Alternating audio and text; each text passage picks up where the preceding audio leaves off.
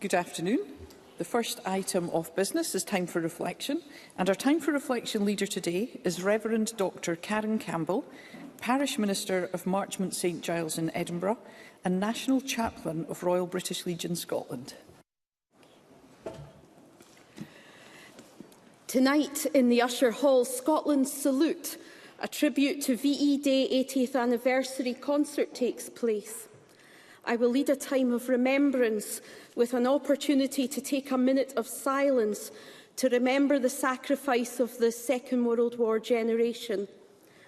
As I stand there tonight, one of the people I will remember is Ken, who was wounded at Monte Cassino. His unit went into a bombed-out building. Half of them went to one side and were immediately killed. And Ken's side survived, but Ken and some of his comrades were very badly wounded. He was put on a stretcher and they proceeded up the road. As each mortar came in, the stretcher bearers dropped him to the ground and dived into the gully at the side of the road. This went on several times until he pointed out that they were heading towards the enemy. So they turned around, went back up the road, and the whole palaver began again. Soon he was picked up by an American jeep and was taken to a US field hospital where he was given penicillin. And he always said that he was one of the first Brits to get the drug and that we didn't have at the time, and it saved his life. He was then shipped to a hospital in North Africa. One of the Queen Alexandra nurses there was Sadie, who helped nurse him back to health.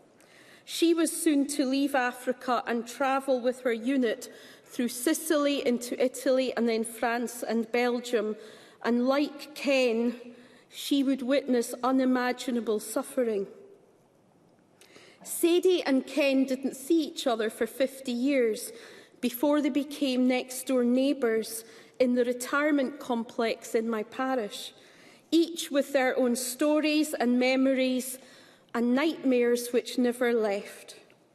Before Ken got home, for 10 weeks, Ken's wife had a telegram which read, "Missing, presumed dead." He used to say that that is why he did the shopping and the cooking, to make up for the hell that she went through. Those who have experienced war rarely talk about its horrors.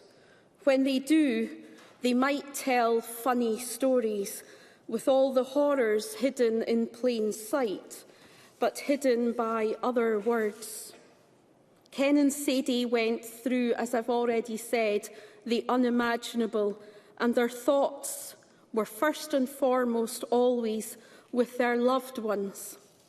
They were both people of faith who found Christ's love wide and high and deep, unchanging and tender for the most broken and vulnerable, so profound it shaped them to be the people they were after the war.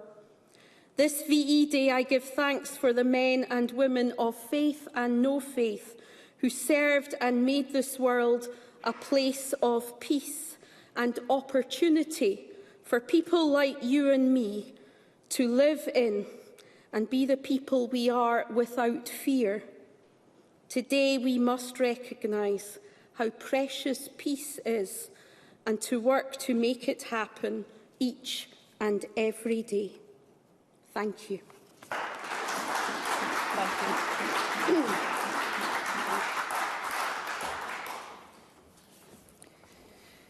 The next item of business is topical questions, and at question number 1, excuse me, I call Katie Clark.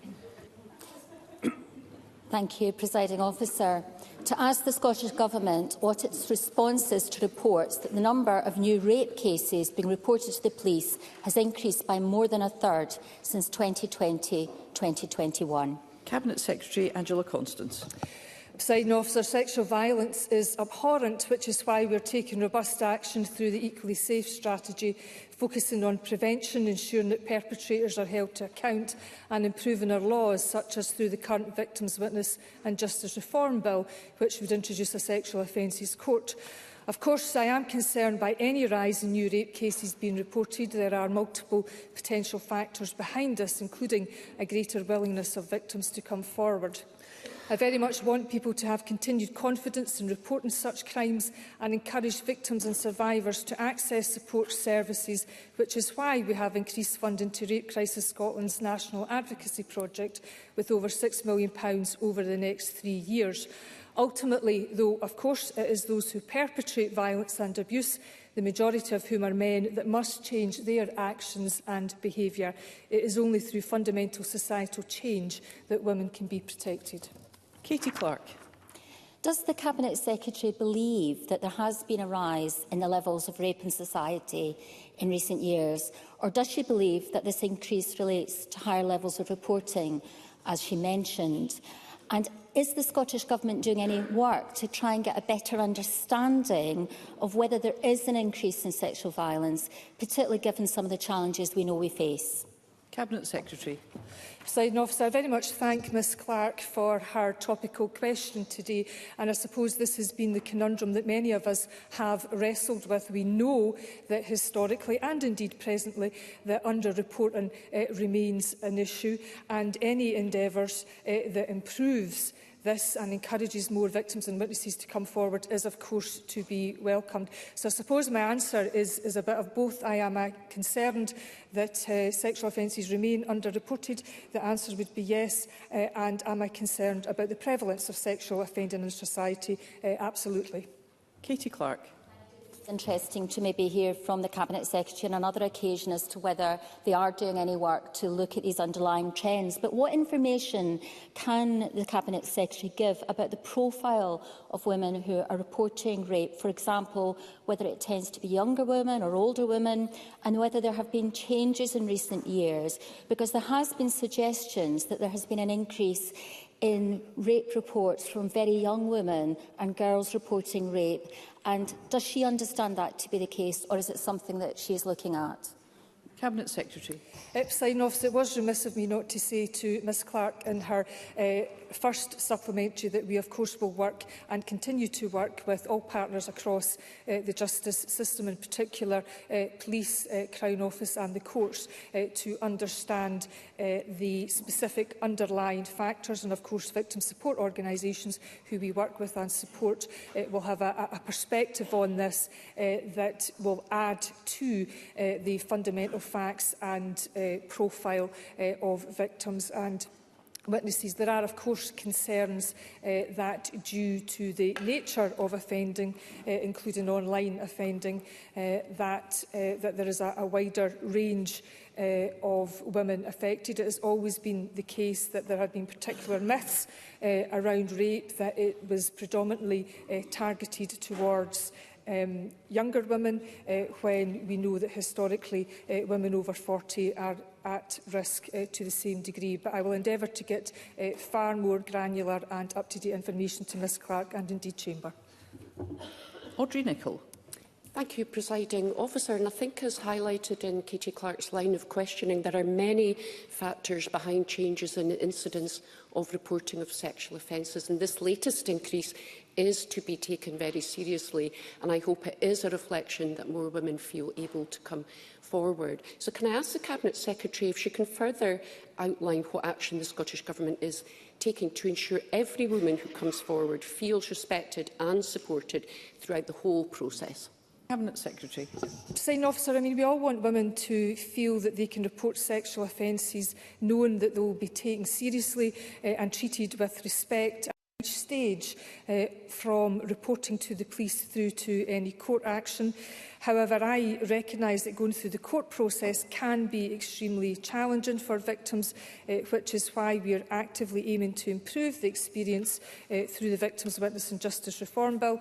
And key reforms there are about embedding trauma-informed practice and introducing statutory anonymity for victims of sexual offences, which I hope will continue to support victims and encourage public confidence in reporting. And in addition to that, we want women to be supported by specialist organisations, which is why we'll invest £21.6 million in the Delivering Equally Safe, which supports 115 projects. Liam Kerr. Thank you, Presiding Officer. In 2023 to 24, the median time from offence to verdict for non-historic sexual offences, including rape and sexual assault, was over 3 years. Now, Victim Support Scotland are clear that long court delays make victims less likely to report crimes. So since those figures came out, what precisely has the Cabinet Secretary done to reduce those timescales, and when will victims see results? Cabinet Secretary. Presiding Officer, victims are right now seeing results in terms of the overall delay and in terms of addressing the court backlog. I do accept, of course, that the time for solemn cases to reach conclusion is too long, and while the reduction in the COVID court backlog has reduced significantly, it's reduced by more than 50%. The number of outstanding scheduled trials is now less than 20,000. At its peak, it was 42,000. But we do accept there is much more to do with regards to solemn cases, bearing in mind that we are seeing increasing reports of serious sexual offences, which may well result in increasing prosecutions, which every indication is that our courts, particularly our solemn courts, will continue to be busy. Faisal Chowdhury. Thank you, Presiding Officer. Last week, constituents contacted me worried about risk of rape and sexual attack in public parks in Edinburgh. They mentioned the lack of lighting, making our park unsafe at night, especially in winter. Can the Cabinet Secretary advise how the Scottish Government is ensuring our built environment is not contributing to these horrific attacks? Cabinet Secretary. Presiding Officer, Mr Chowdhury raised an important issue about the physical environment, and the Scottish Government works with our partners in local government via COSLA, albeit that the safety and lighting is, of course, an issue for local government. But I go back to my initial answer. Women will be safer in this country when men change their behaviour. Thank you. Question number 2, Stephen Kerr.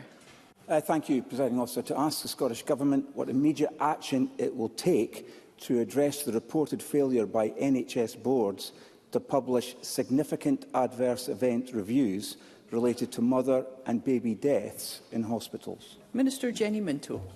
Healthcare Improvement Scotland published its updated national framework for reviewing and learning from adverse events in NHS Scotland in February this year. NHS boards must operate within this robust national framework. This includes a template for sharing learning from adverse events locally and nationally. The Scottish Perinatal Network have facilitated tailored cross-board learning opportunities following adverse events to share learning across the maternity and neonatal community. The Scottish Government is currently meeting directly with leaders from all NHS boards as part of a programme of work to improve significant adverse event reviews. This includes ongoing engagement with Healthcare Improvement Scotland on the renewed approach to reviews. My officials are meeting with Healthcare Improvement Scotland on the 15th of May to discuss this important work. Stephen Kerr. I'm grateful to the Minister for her response to the question. And can I begin by paying tribute to the Sunday Post journalist Marion Scott, whose outstanding public interest journalism has once again exposed failings that have devastating consequences for families in Scotland. Now, we know that despite the Information Commissioner saying that they can, more than 500 redacted significant adverse event reviews into avoidable deaths of mothers and babies have not been published. Not one. These are tragedies that should have been investigated and learned from. Instead, they've been hidden. So, can I ask the Minister, how on earth has this been allowed to happen under a government that promised openness and accountability after previous maternity care scandals? What exactly, or when exactly, was the Minister made aware of this widespread failure by NHS boards to publish these reports, and what did she do about it? Minister. I thank Stephen Kerr for his supplementary question. Any death of a mother or baby is a tragedy. Sympathies and condolences to all who have experienced this trauma.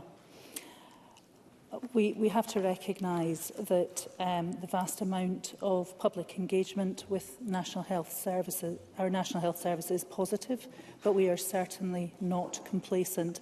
And I read the piece in the Sunday Post on Sunday, and I understand that from Healthcare Improvement Scotland that the Scottish Information Commissioner determined in 2023 in response to an FOI request that individual SEERs were effectively part of the patient record, and NHS boards would be at risk of breaching patient confidentiality if they were to be published in full.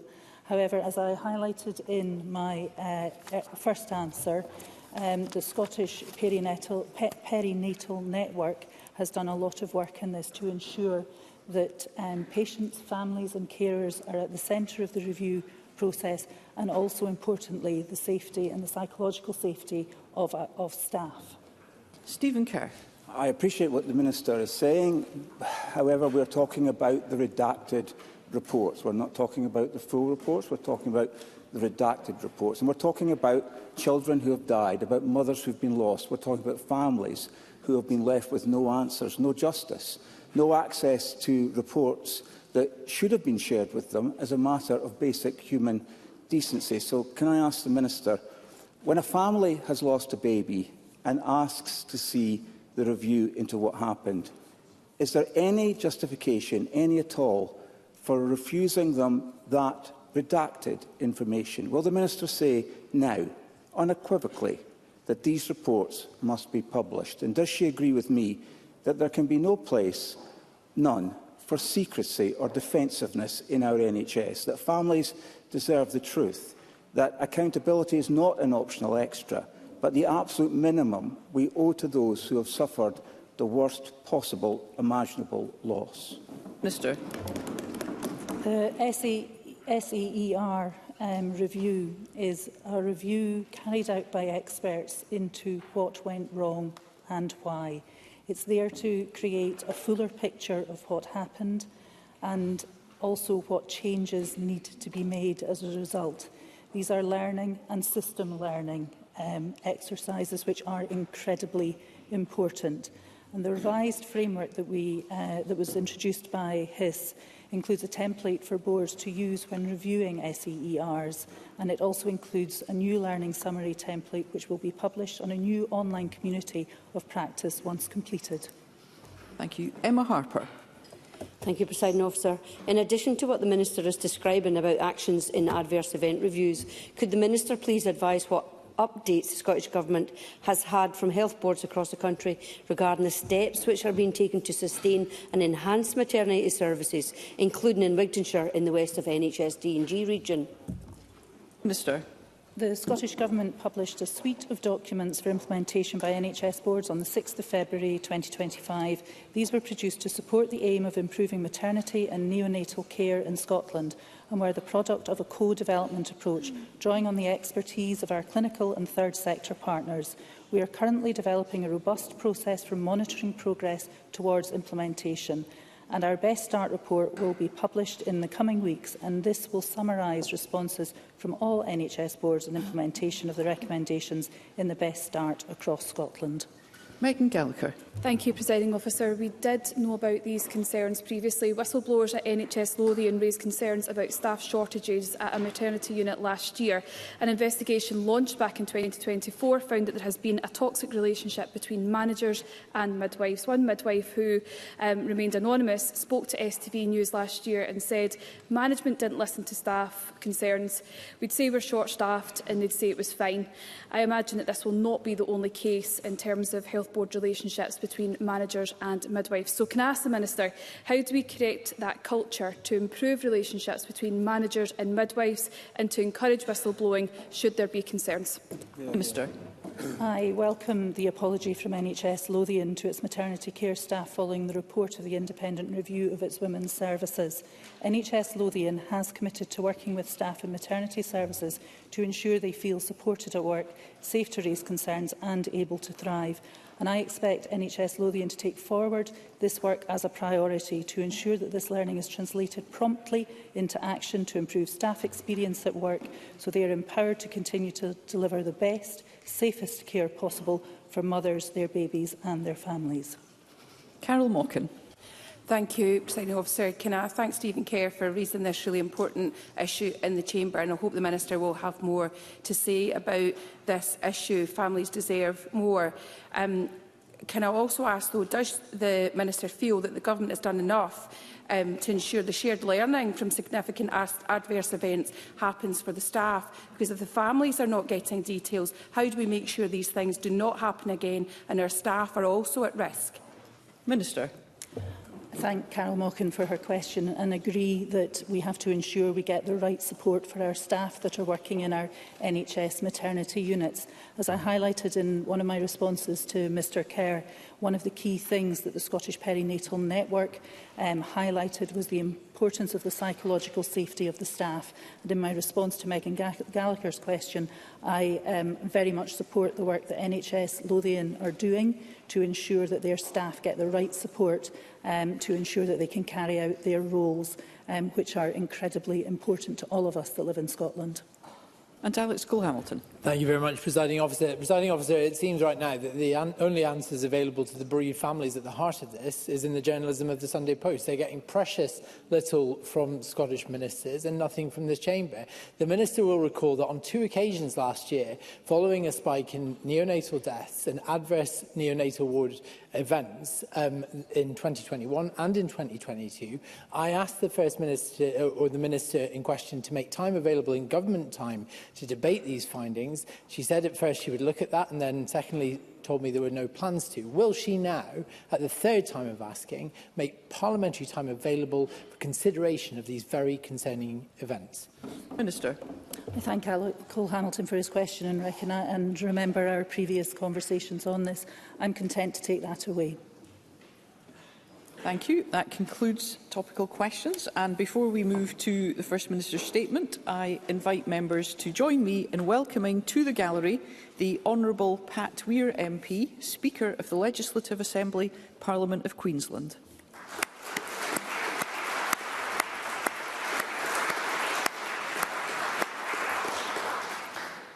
Thank you. The next item of business is a statement by John Swinney on Programme for Government 2025 to 2026. The First Minister will take questions at the end of his statement, and so there should be no interventions or interruptions. And I call on the First Minister. Presiding Officer, tomorrow will mark 1 year since I was honoured to be elected as the First Minister of this country that I love. I spoke then of my ambition to create a vibrant economy in every part of our country, my determination to tackle the challenges faced by our beloved National Health Service, and my hope that we can come together as a Parliament and as a country to focus on solutions rather than allowing our disagreements to dominate. Over the past year, amidst real challenges, amidst deep uncertainty on the global stage, progress has been made. In ways big and small, a corner is being turned. This is a government that is working hard and determined to get Scotland on track for success. That progress has been evident in the way we do our business here in our Parliament. The fact that 4 parties were able to come together to negotiate in good faith and pass a budget that delivers record funding for our National Health Service is testament to what is possible. Today's programme for government is presented in that same spirit. It contains many of the fruits of our budget process, with elements within it that are there only because of the cooperation of other parties.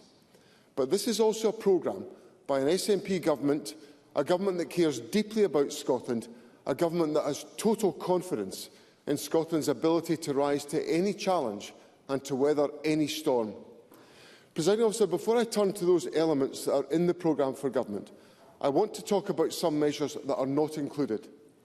With a year to go until the end of this Parliament, there are clearly limits on the amount of legislation we can present. This government, and I personally, remain entirely committed to tackling misogynistic abuse against women. Regrettably, I do not believe there is sufficient parliamentary time to make progress through a standalone bill, which I would plan to bring forward at the start of the next Parliament. We will, however, take the action we can in this Parliament by adding sex as a protected characteristic to existing hate crimes legislation to protect women and girls, and by taking further steps in our policy to tackle unacceptable abuse of women and girls in our society. Conversion practices that seek to change or suppress a person's sexual orientation or gender identity are harmful and abusive. Over this coming year, we will seek to work with the United Kingdom Government to deliver a legislative ban across England, Wales and Scotland. But if agreement is not possible, we will publish legislation in the first year of the next parliamentary term. Members of the LGBTQI+ community should have no doubt that we will work with them to protect and to defend their rights.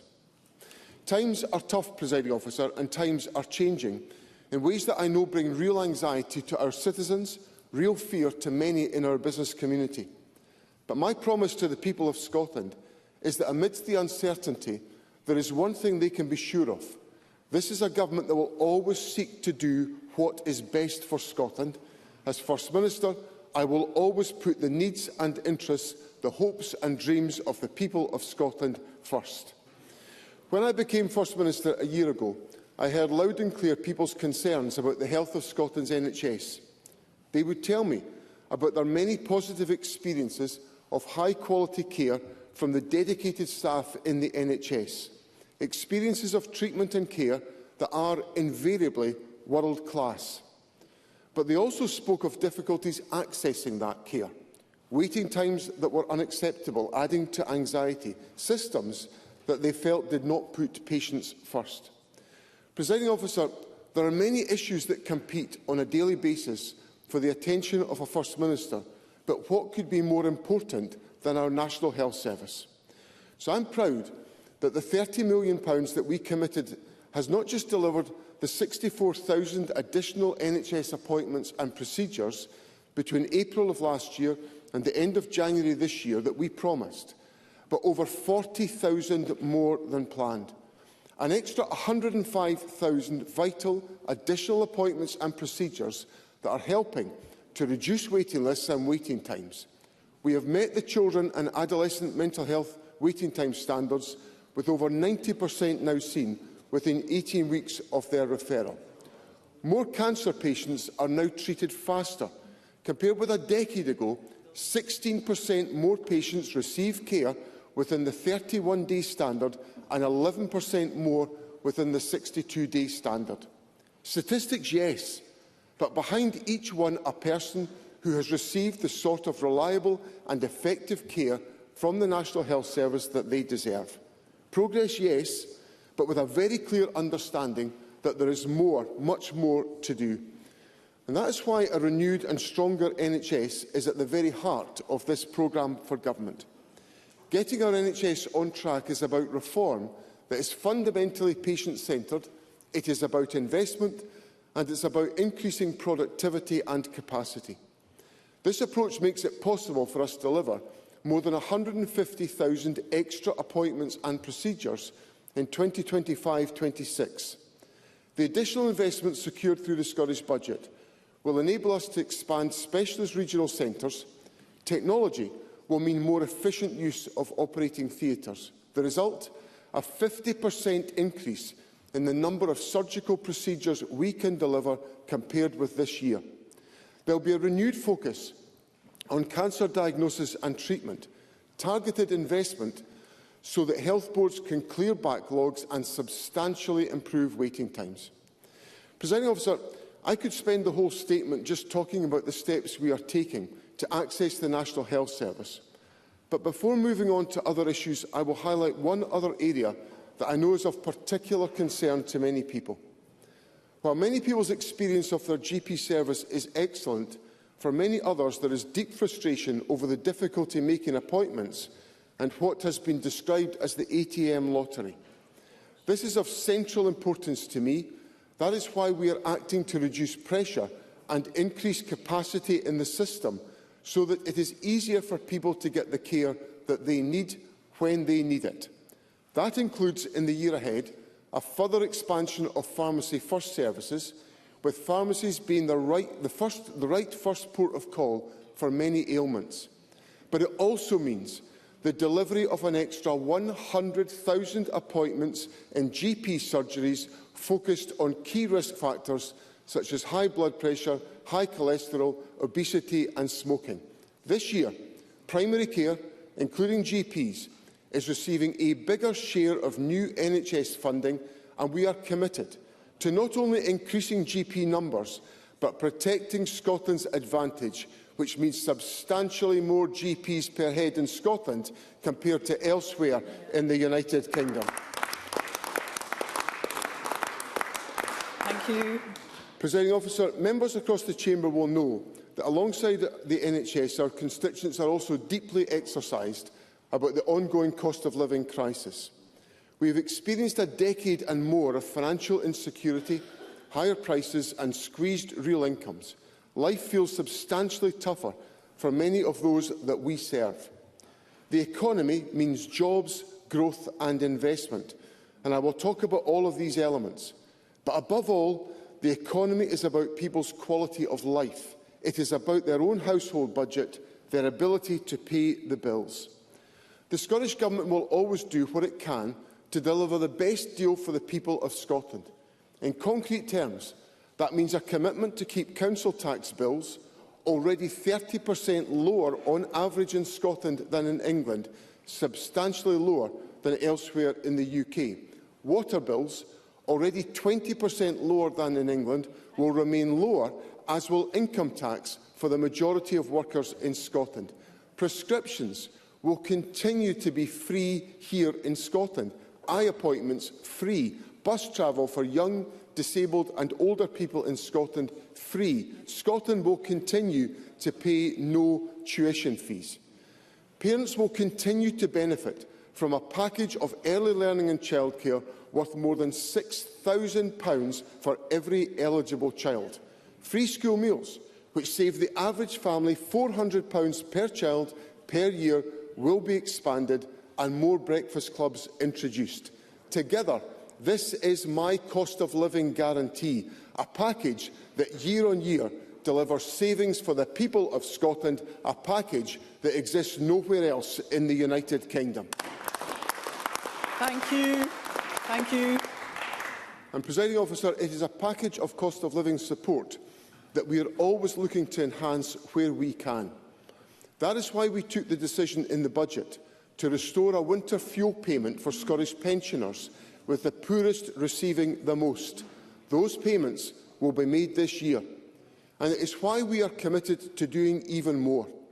Last year, in the face of severe budget pressures, we took the difficult decision to end the peak fares pilot on our railways.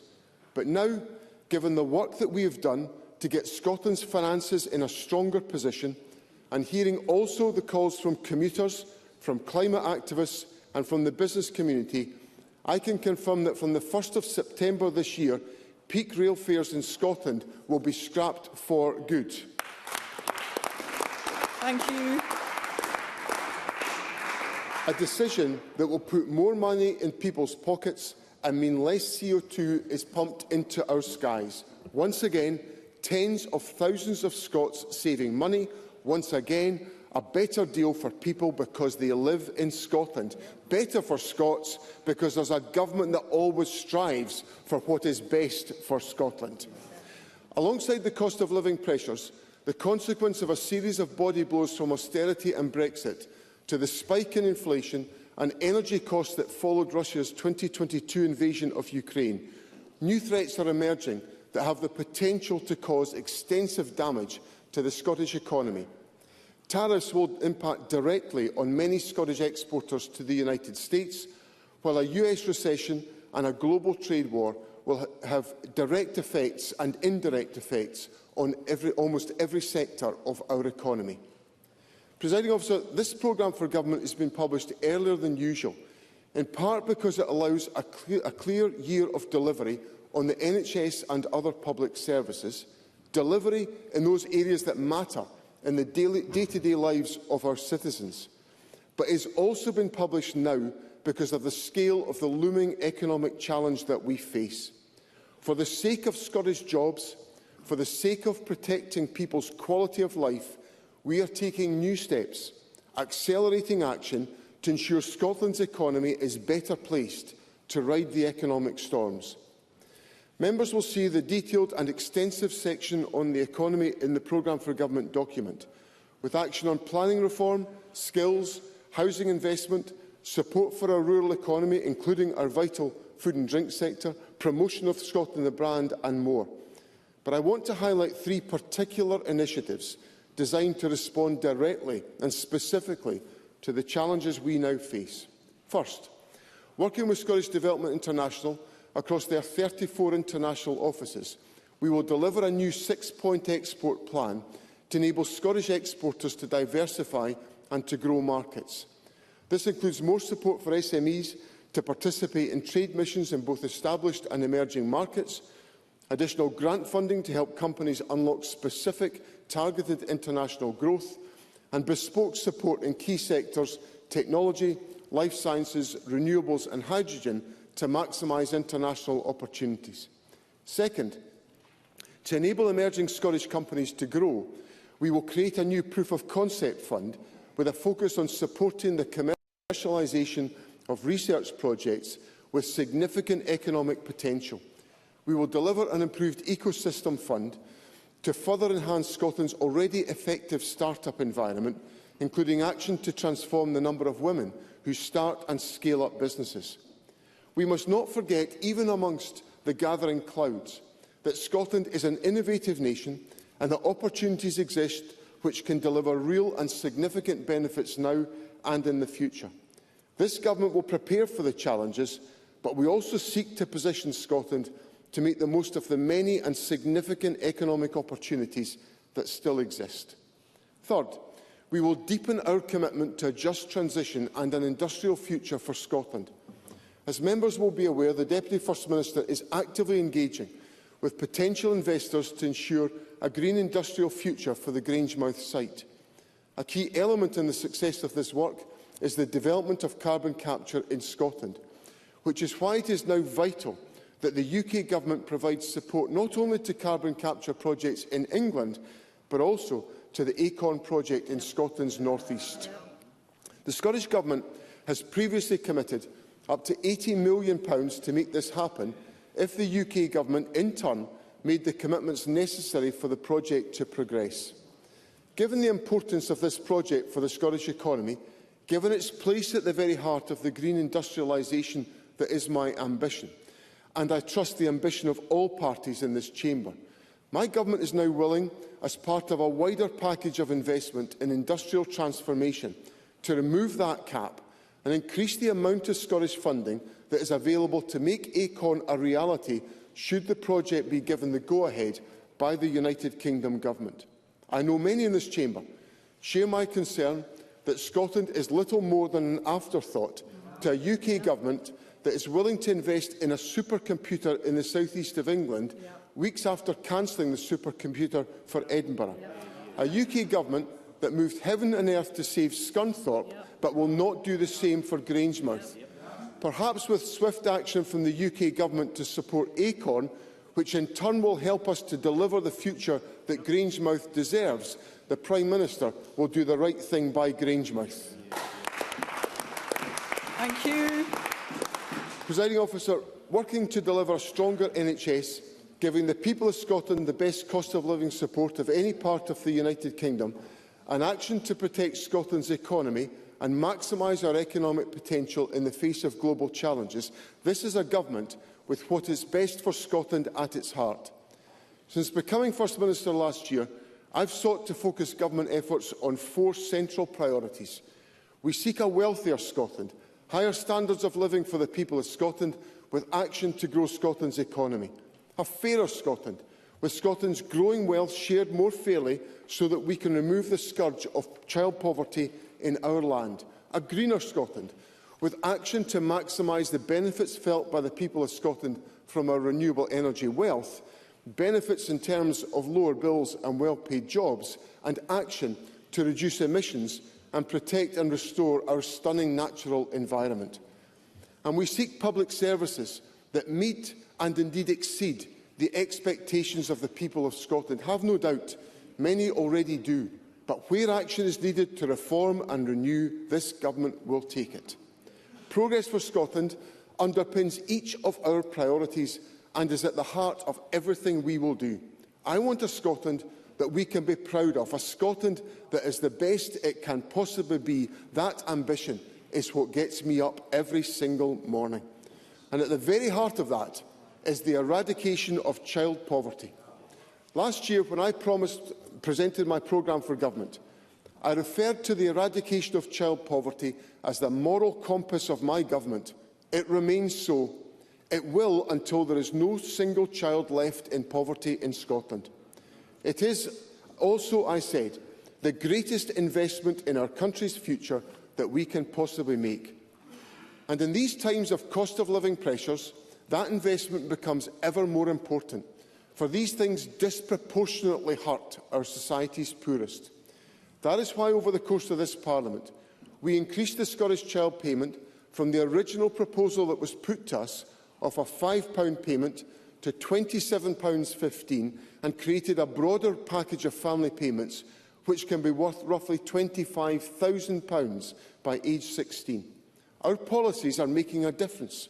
On average, the lowest income households with children are estimated to be £2,600 a year better off this year as a result of Scottish Government policies.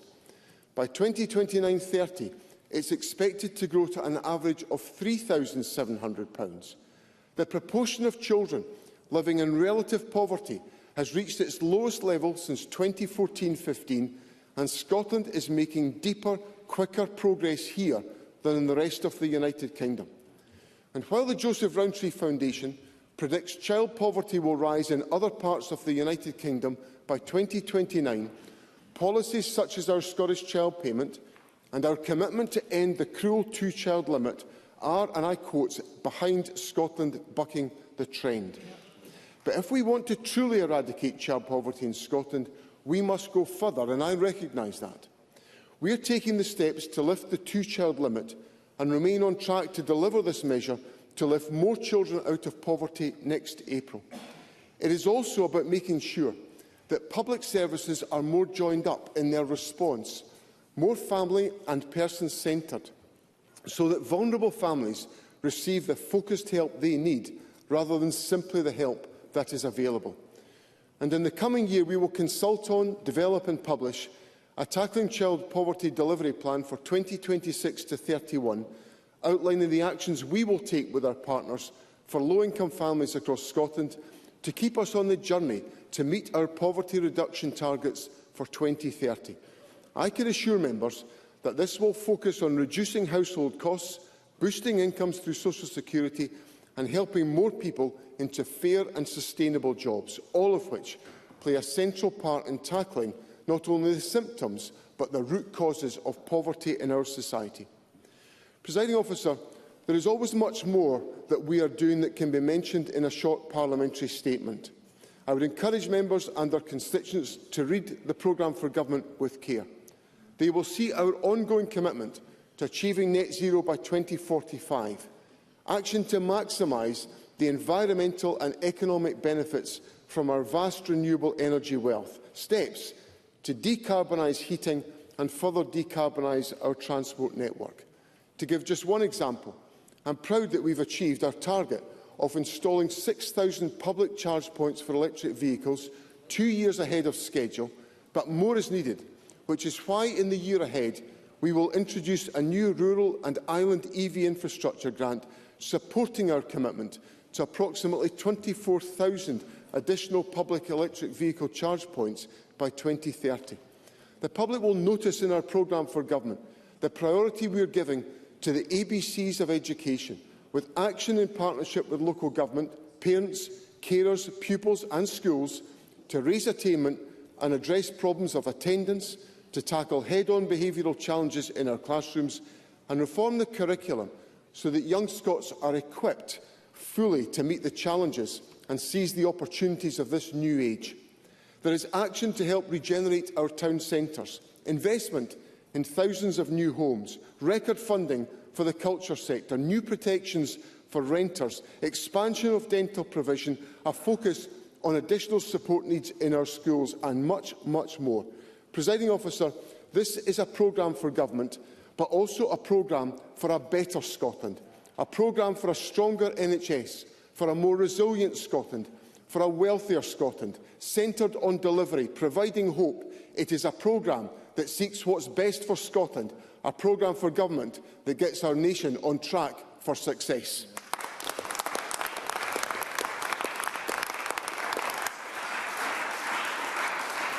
Thank you.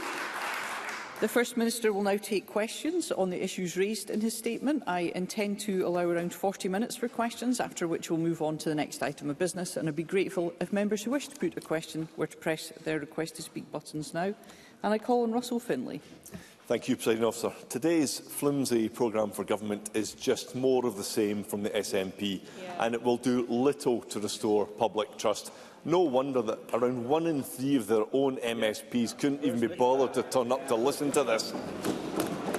And that's because John Swinney is the politician who's failed to deliver for the past 18 years. The politician who's wasted more public money than anyone else. The politician who is now desperately trying to clear up his own mess. John Swinney can't possibly be the solution, because John Swinney has caused the problems.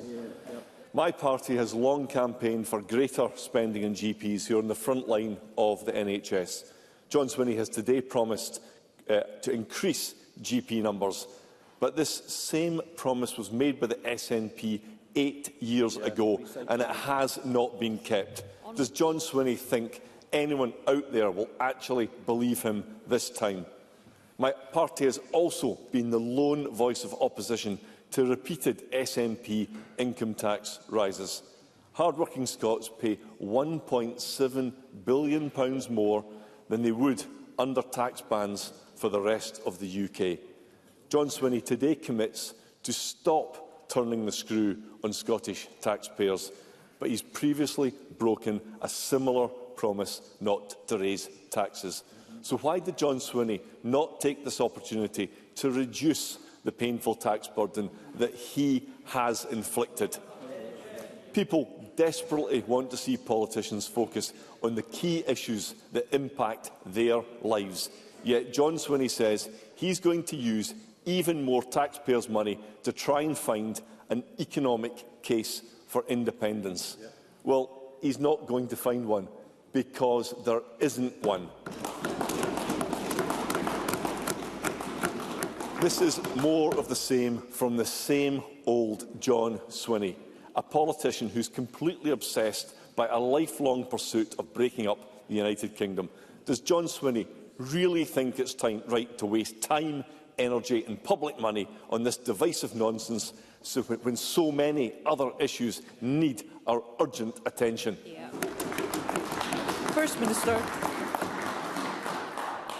I see my appeal for common ground to be constructed, and the Parliament has not exactly made much headway with Russell Finlay this afternoon, but it will not stop me continuing to try to find some common ground to make progress, Presiding Officer. On the question of GP services, the Government, as I indicated in my statement, will be allocating a greater proportion of new NHS funding to the primary care sector, which will benefit GPs and will result in the expansion of about 100,000 appointments within the GP sector on key conditions. On the question of income tax, I remind Parliament of the comment I made in my statement that the majority of workers in Scotland pay comparatively less tax and income tax than would be the case south of the border. They also pay lower council tax and water bills than is the case south of the border. And of course, if they send their children to universities in Scotland, they don't pay tuition fees either, which is a very formidable saving for families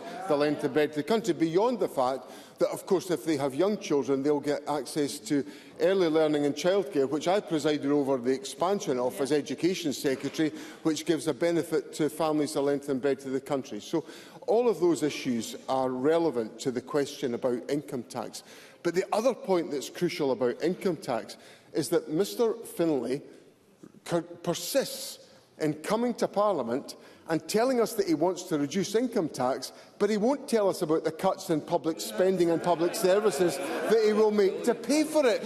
And that's just one of the big flaws in the arguments that Mr Finlay puts forward, £1 billion flaw in the argument. Now, lastly, Presiding Officer, Mr Finlay has raised my support for Scottish independence, which is, of course, a lifetime commitment that I have given to the question of independence. And one of the reasons why I want Scotland to be independent is I want Scotland to be a country that can enjoy a higher standard of living than is current within the United Kingdom. Why do I say that is more relevant today?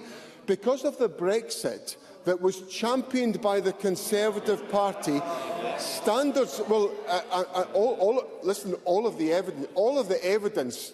evidence demonstrates my case that Brexit has resulted in a decline in the standard of living of people in this country. Brexit has resulted in a decline in the standard of living of people in this country. And the way for Scotland to overcome the damage of Brexit is to rejoin the European Union, and that's by being an independent country. Anna Sarwar. Presiding Officer, is that it?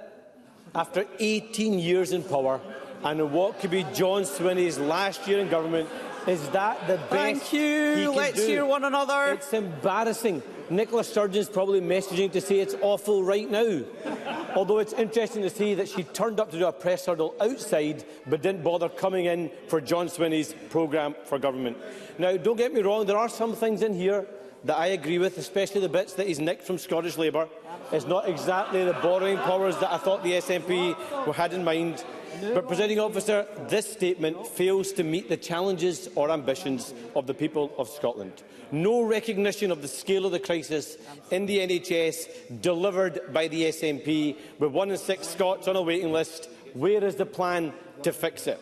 No recognition of the fact that our schools are falling down the league tables delivered by the SNP. No plan to fix it. No recognition of the fact that 10,000 children in Scotland are homeless, delivered by the SNP. Where is the plan to fix it? And no recognition of the billions of pounds of public money wasted, delivered by the SNP. Where is the plan to fix it? And the truth is, they have no plan, because after nearly 2 decades in government, if the SNP had a good idea, they would have delivered it by now. Instead, all we are left with is sticking plasters to cover and distract from the damage that the SNP have caused. It's an SNP government running down the clock. Next year, Scots will face a choice: a third decade with the SNP, or a new direction and new leadership for Scotland. Let's hear Mr Sarwar. They don't want to hear it, Presiding Officer, but John Swinney has been at the heart of government for nearly 2 decades. So how can the man who broke it now be the one to pretend he can fix it? First Minister. Presiding Officer, on the various issues that Mr Sarwar raised, let me just say that, of course, on the health service, we've seen increases in inpatient and day case activity over the 12 months to December 2024. And I cited in my statement the various improvements that have been made in the performance of the National Health Service based on the new funding that the Government has made available. And, of course, that funding is more significant in this coming financial year.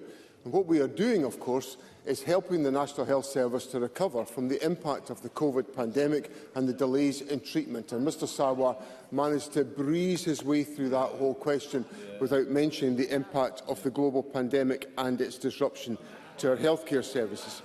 On the question of schools, of course, we are seeing the levels of literacy and numeracy that have been recorded in our schools at much higher levels, and the attainment gap being at its narrowest in a number of the key aspects of literacy and numeracy assessment that are made. And on housing in Scotland, we have delivered more affordable housing per head of population by a significant margin compared to the developments in England, and very significantly compared to the situation in Wales.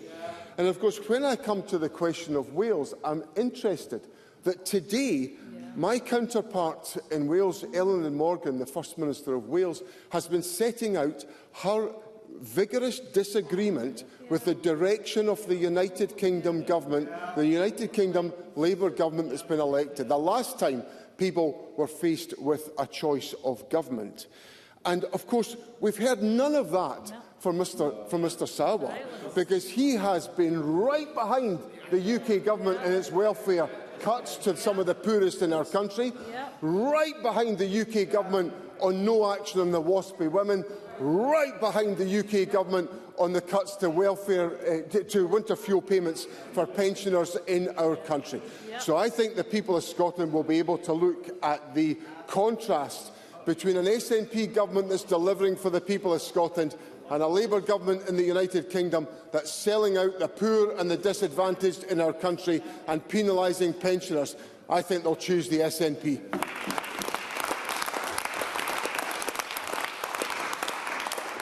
Before we move to Lorna Slater, I would just say we're now at 10 minutes and we've only taken 2 members, so while brief questions would be appreciated, more concise responses too. I call Lorna Slater.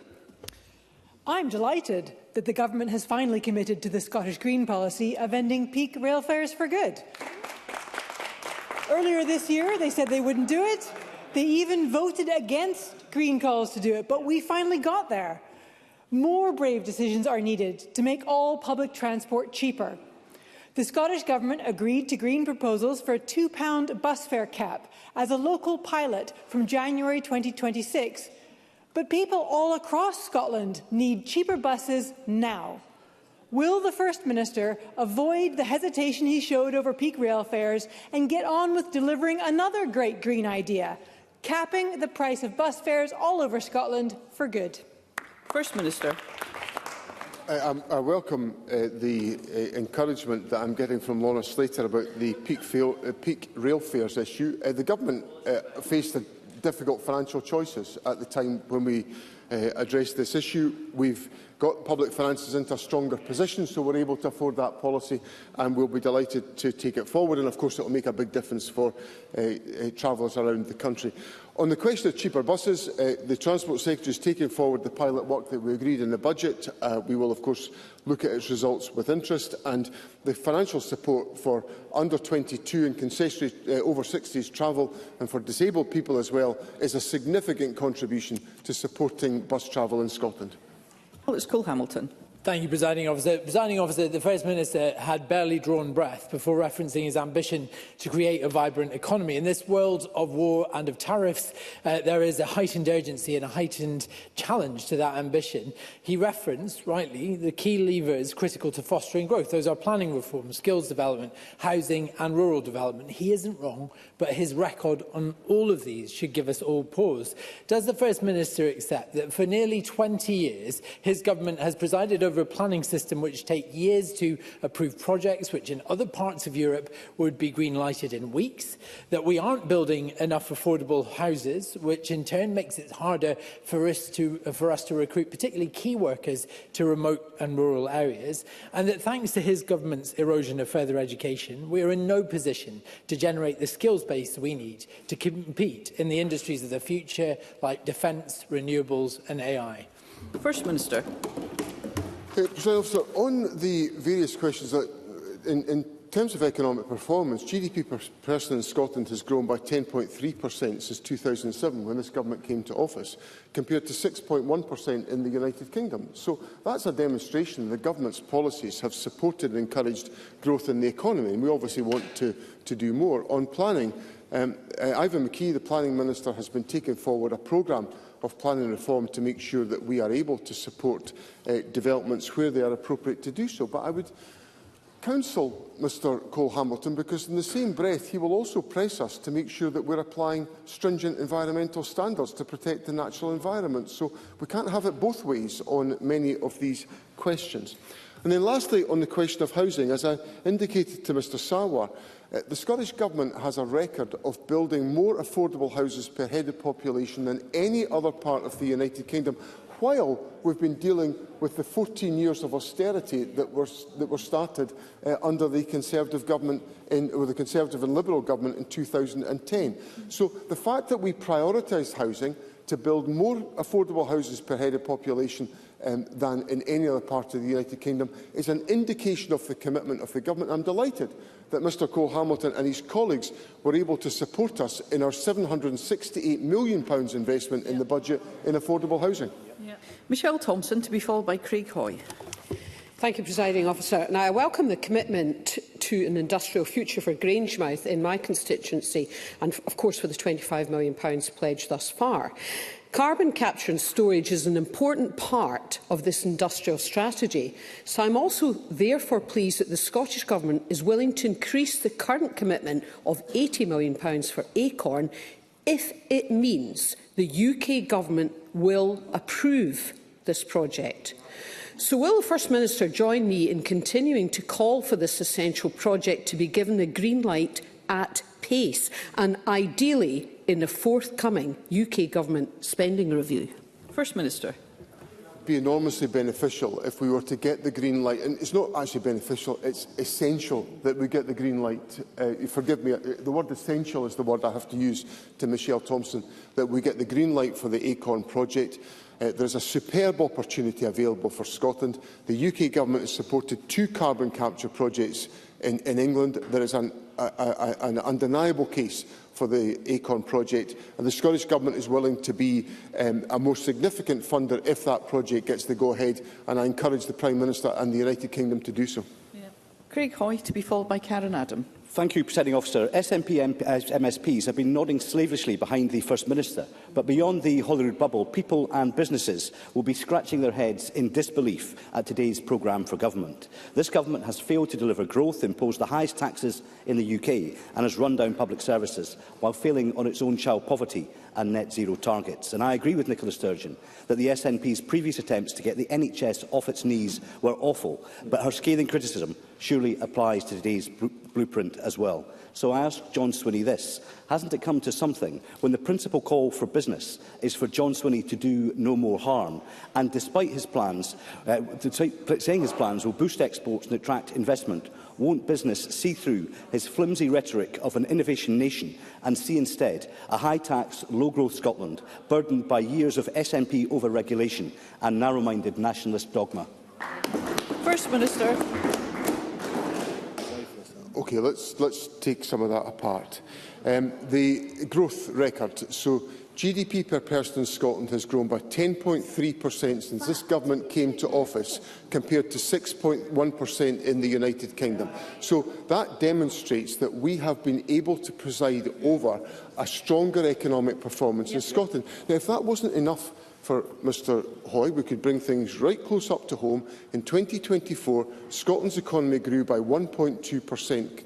Now, Mr Hoy might not think that's enough, but it was more than it was in the United Kingdom. When and I remind Mr Hoy, 2024 started when we had the completely useless and incompetent Conservative government in office, and they were delivering lower growth than we are delivering in Scotland. So I think Mr Hoy is going to have to change the script, because this government is delivering for the people of Scotland on the economy, on jobs, on investment, on securing new economic opportunities, and we're going to build on that record in the years to come.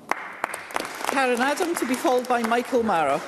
Thank you, Presiding Officer. I welcome the expansion of specialist regional centres to deliver 150,000 additional appointments and procedures to reduce waiting times and waiting lists, and 100,000 extra appointments in GP surgeries focused on addressing the root causes of ill health. So can I ask the First Minister how the programme for government will build on the recent progress we've seen and ensure more people can see their GP and get the care that they need in their community? First Minister. Sir, two specific measures will help in that respect. One is the expansion of the Pharmacy First services, which will provide ever more access to healthcare interventions for members of the public. And secondly, the additional capacity that's being created within GP services to make sure there are a range of appointments available to deal with core health conditions. And those two measures together will help to address many of the challenges that we face in accessing local healthcare services, which I recognise to be of vital importance to everyone in Scotland. Michael Mara, to be followed by Emma Roddick. We'll of course have to wait and see if anything actually happens, but it is welcome that after just the 18 years in charge of our NHS, John Swinney turned up in Dundee yesterday to say that the SNP now agreed with Labour policy that the ATM GP rush has to end. But who caused the problem in the first place? Could it be the SNP government that cut the number of GP surgeries by 25%? Could it be the SNP government that increased GP patient lists by 37%? If the SNP had a plan to save Scotland's NHS from their own incompetence, we would have seen it by now. Why should anyone believe that the people who broke our NHS can be the people to fix it? First Minister. For the very simple reason that the ministers in the Scottish Government today are addressing the issues of concern to the public, strengthening the NHS in the aftermath of the COVID pandemic and making sure that we've got the capacity in place to meet the needs of the public of Scotland. That's exactly what we've done in addressing the concerns of the public in Scotland and making sure there is more capacity and more opportunity for people to access healthcare services in Scotland. That's what the SNP government has delivered. Emma Roddick, to be followed by Liam Kerr. Thank you, Presiding Officer. The last few weeks have been extremely challenging for the LGBTQ+ community. The tally of bad news continued with the lack of an ending conversion practices bill. Can the First Minister set out plans in this programme for government to advance the rights of LGBTQ+ people and reassure the community that his government will do everything in its power to protect our rights? First Minister. President, I happily give that commitment to Emma Roddick, and I know that the last few weeks have been particularly challenging for members of the LGBTQ+ community. So I recognise that, and I want to assure Emma Roddick of the commitment of the Government to address the concerns that have been expressed. I've set out in my statement the rationale for the steps that we're taking on ending conversion practices by collaborating with the UK Government, who has indicated they intend to take forward this agenda, and by making sure that we provide funding support to organisations that will work to promote equality within Scotland in the forthcoming financial year. And I give her the assurance that those commitments will lie at the heart of the programme for government. Liam Kerr, to be followed by George Adam. The First Minister has recommitted this government to a just transition and an industrial future for Scotland. What impact will last year's £23.4 million cut to the net zero and energy budget have on achieving that? First Minister. Well, as Mr Kerr will be familiar, the Government has to live within the resources that are available to it, and we've had to deal with a significant pressure in the last 2 financial years of hyperinflation arising out of the Russian invasion of Ukraine. That has fuelled public sector pay deals to levels that were not conceived of when we were setting the government's budget. So there have been changes that we've had to make. What the government has done, of course, is put forward a budget which has now been supported by Parliament, not by Mr Kerr or the Conservatives, so I don't know quite why he's complaining about anything financially to me, because he wasn't willing to press that button to vote for the government's budget. He was just prepared. He's just prepared to sit over there, complain, not suggest any alternatives, and fail to support the delivery of finances to support our public services. That is a capitulation of responsibilities by a Member of Parliament. George Adam, to be followed by Pam Duncan-Glancy. Thank you, Presiding Officer. Removing peak rail fares for September will greatly benefit my constituents in Paisley, considering we have one of the busiest train stations in Scotland. But since cost is a major barrier to shifting from car use to public transport, what steps has the First Minister outlined in his programme for government to help more people travel sustainably by bus or train? First Minister. President Officer, the steps that we are putting in place around peak rail fares, alongside the support to the bus sector, the support also to the active travel work that is underway within government, are 3 of the measures that I would cite to Mr Adam as being measures which have been taken to support the modal shift that is required to support our climate ambitions. Pam Duncan-Glancy, to be followed by Fergus Ewing. Thank you, Presiding Officer, and I thank the First Minister for advance sight of the statement. The First Minister talks of the ABCs of education, so let me test his government's record on them. On attainment, more pupils than ever are leaving school with no qualifications, and the attainment gap in a variety of measures is growing. On absence, rates are up, and the Government announces today that it will monitor the data. When families needed action, they got simply observation. On behaviour, violence is up and misogynistic abuse is growing, but instead of addressing staff workload or pupil needs, the Government talks about a new action plan which hasn't even defined the problem yet. And on curriculum, after years of reviews, consultations and rebrands, subject choice is narrowing, vocational routes are under-resourced and reform has been delayed and diluted again. So can the First Minister tell us this? After 17 years of broken promises and a generation of young people's opportunities squandered in the process, will he now admit his government has failed on education? First Minister. No, I won't. Subject choice is very extensive in Scottish education, and I think Pam Duncan-Glancy does a disservice to the education system to suggest otherwise. On attainment, well, Thank you, members. Let's hear one another. It's factually accurate, Mr Mara, believe you me. On primary pupils' attainment, the gap in literacy in primary pupils, P1, 4 and 7 combined, is now its lowest level ever, at 20.2 percentage points, the lowest level ever. That debunks what Pam Duncan-Glancy is saying to me. When it comes to the behaviour interventions, the Government is taking steps which have been consulted upon in Parliament to support the teaching profession in tackling unacceptable behaviour in our schools, and there is further steps been taken to support to address the absence issue from schools, which I recognise and the Government accepts is unacceptable at the levels that it is currently at, because that deprives young people of their engagement in learning. And the Education Secretary is bringing forward measures to ensure that an attendance issue is addressed by the communication and the engagement that we have with the school communities in this respect. So I can assure Pam Duncan-Glancy that the Government is taking forward every step we can to strengthen attendance and participation in education. Fergus Ewing, to be followed by Jackie Dunbar. Thank you, Presiding Officer. The recent blackouts in Spain and Portugal caused havoc to the vast majority of all the people in those countries, and the initial estimate of the cost of putting it right is around €4,000 million. They rely heavily, as we do, on renewables.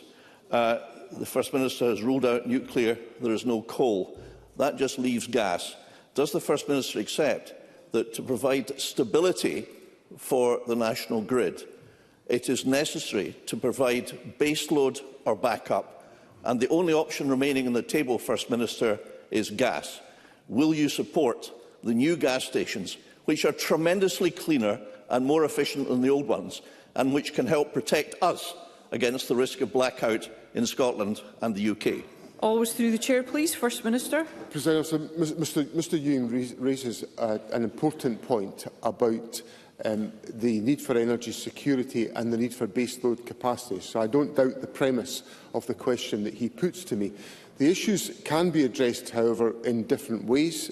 We can take forward steps in relation to long-duration energy storage technologies. We can take forward work in relation to pumped hydro storage. We can take forward steps in relation to battery storage as part of the renewables energy mix.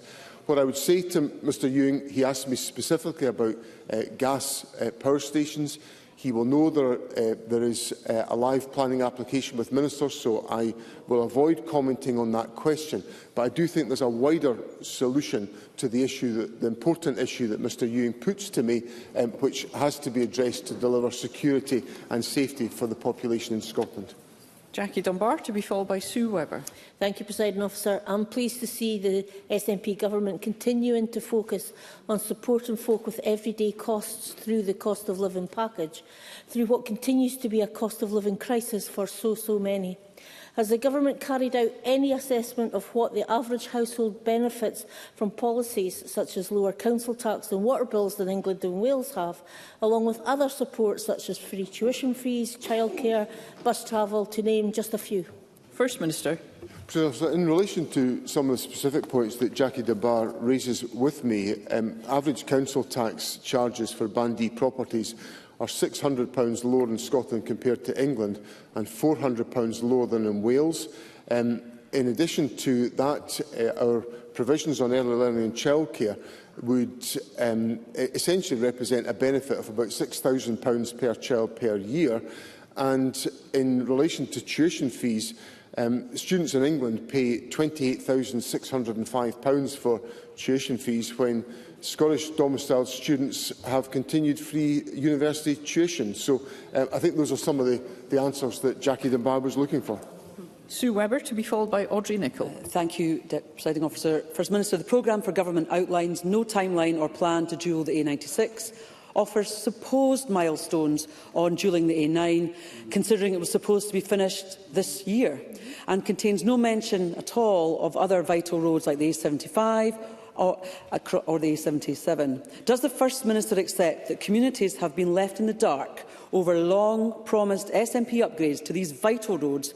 And can the First Minister guarantee that these upgrades will finally or even be delivered? First Minister. On the position in relation to the A9, for example, the programme for government reaffirms the timetable that's been shared with Parliament already, so there's no deviation from that timetable. Indeed, the Transport Secretary last week was up at the stretch of the A9 at Moy to Tomatin to see the start of the works there, and there will be further steps taken as in line with the timetable that has been shared with Parliament by the Transport Secretary for new sections to be put out to tender. Indeed, there's already a tendering exercise out on one of the other sections on the A9. In relation to the position on the A96, we remain absolutely committed to dualling the Inverness to Nairn section, including the Nairn bypass, and made orders were published on the 12th of March 2024 to deliver that particular road. So that progress is underway, and we will continue to keep Parliament informed of developments. Audrey Nicholl, to be followed by Mark Griffin. Thank you, Presiding Officer. Will the First Minister expand more about the 6-point export plan, which specific international markets will be targeted and through which export sectors, and how this package of measures will support Scottish companies to reach global markets at a time of particular economic uncertainty due to US tariffs? Minister.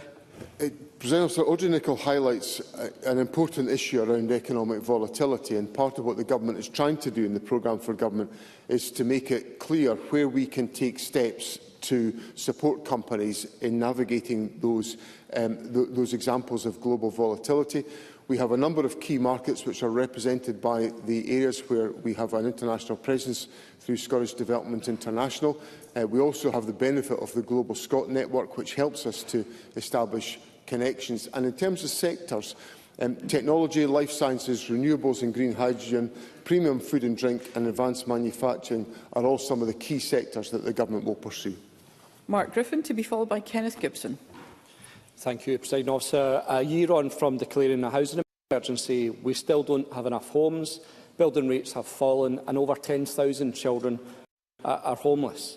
The Government have failed to get us anywhere near the delivery of 110,000 affordable homes, and the 8,000 re-announced in the programme for government won't be enough to get that target back on track, which isn't a surprise given that the huge housing budget cut was only partially restored this year. But can I ask the First Minister, in line with pleas made by Shelter and Homes for Scotland, to pledge to build the homes we all need, or will the 110,000 affordable homes target become another broken promise?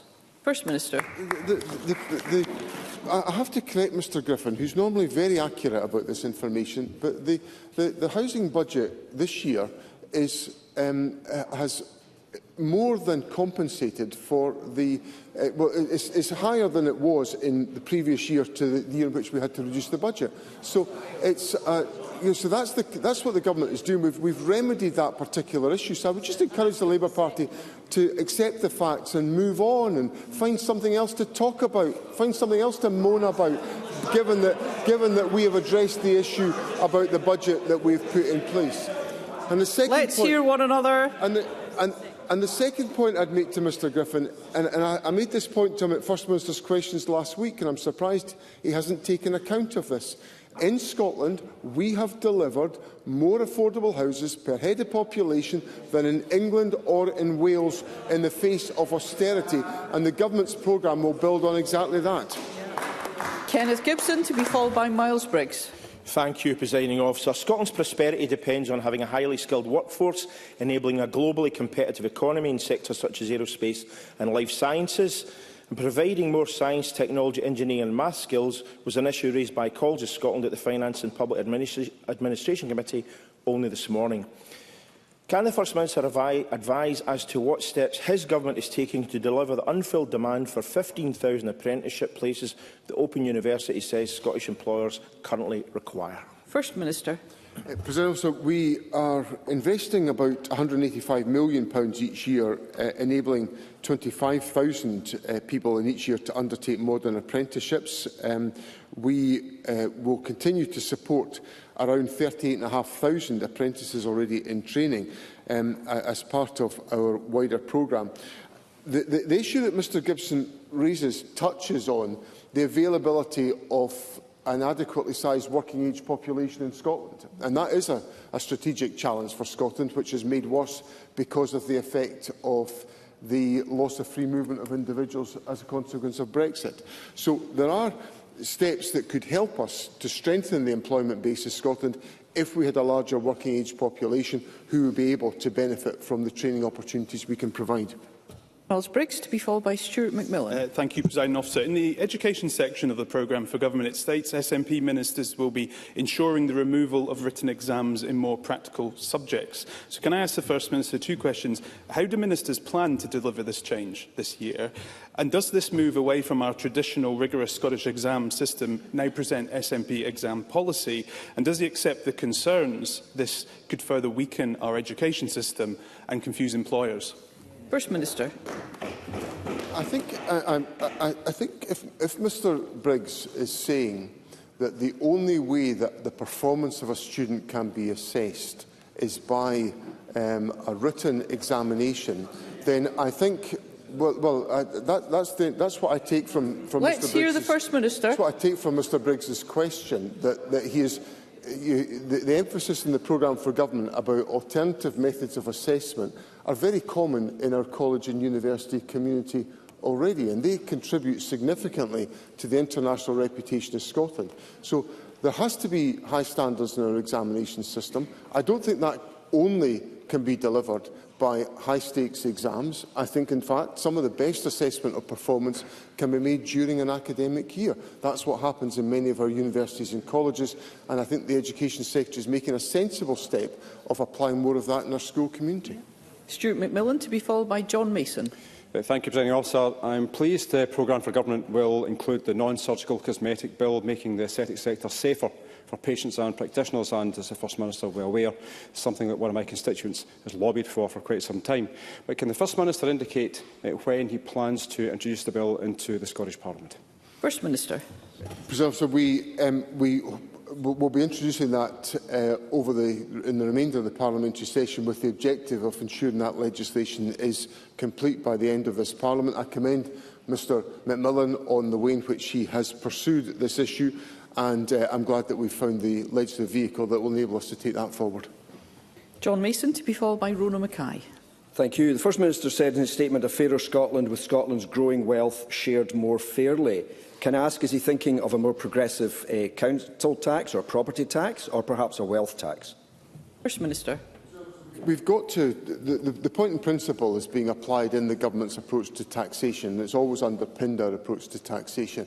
And what I want to make sure is that we continue to take forward measures that support those who suffer from poverty, suffer in poverty, that we can assist them out of poverty, that we can create the opportunities for them to thrive. But of course we need well-financed public services to enable us to do so. Rona Mackay, to be followed by Willie Rennie. Thank you, Presiding Officer. My constituents in Strathkelvin and Bearsden benefit every day from the current cost of living guarantee of the SNP government that supports them and their families, support not available anywhere else in the UK. What plans are in the programme for government that will particularly provide further help for families and children? First Minister. So we took steps in the budget to make provision for us to expand a number of areas that will be relevant here. The Bright Start Breakfast Fund is one example of that. The expansion of free school meals to around 25,000 more pupils in low-income households will be another. And of course, the steps that we are taking forward to address the issue, or the requirement to lift the two-child limit, will help to address some of the points that Rona Mackay has raised with me. And Willie Rennie. It is striking. It's the last signature government statement before the election next year, and the gallery is almost empty. But can I just say that whilst the share of health spending on GPs is down, weights are up. So why did it take the threat of a formal dispute from the doctors for the government to finally act? Well, First Minister. I assure Mr Rennie that it didn't, because if Mr Rennie casts his mind back, the government has been engaged in dialogue with the GP community on these questions for some time. Indeed, I reflected in January in my speech at the Robotarium on exactly these issues that we were addressing to make sure that we could improve access to healthcare, to GP services, and the government has delivered that as part of the programme for government today. Thank you. That concludes the First Minister's statement. There will be a brief pause before we move on to the next item of business and to allow front benches to reorganise.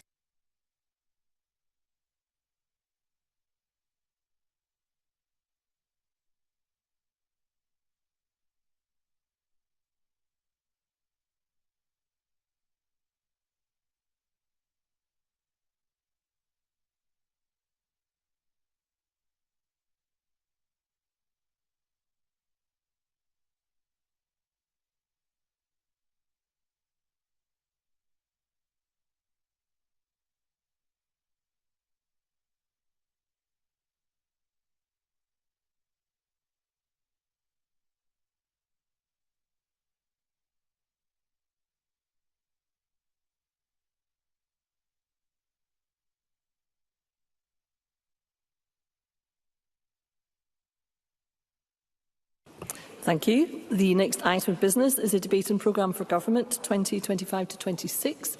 I would invite those members who would wish to speak in the debate to please press the request to speak buttons, and I call on Kate Forbes, Deputy First Minister, to open the debate. Up to 11 minutes, please. Thank you, Presiding Officer. The First Minister has set out an ambitious and bold plan for delivery over the next 12 months. And as Deputy First Minister, I hold responsibility for cross-government delivery and outcomes. Each of the commitments that have been set out by the First Minister demonstrates that this is a government which believes in action, improving the lives of the people of Scotland today and tomorrow. And this government is delivering positive change and tangible benefits, policies that people can see and feel in their daily lives. My role is to ensure that that continues to be the case.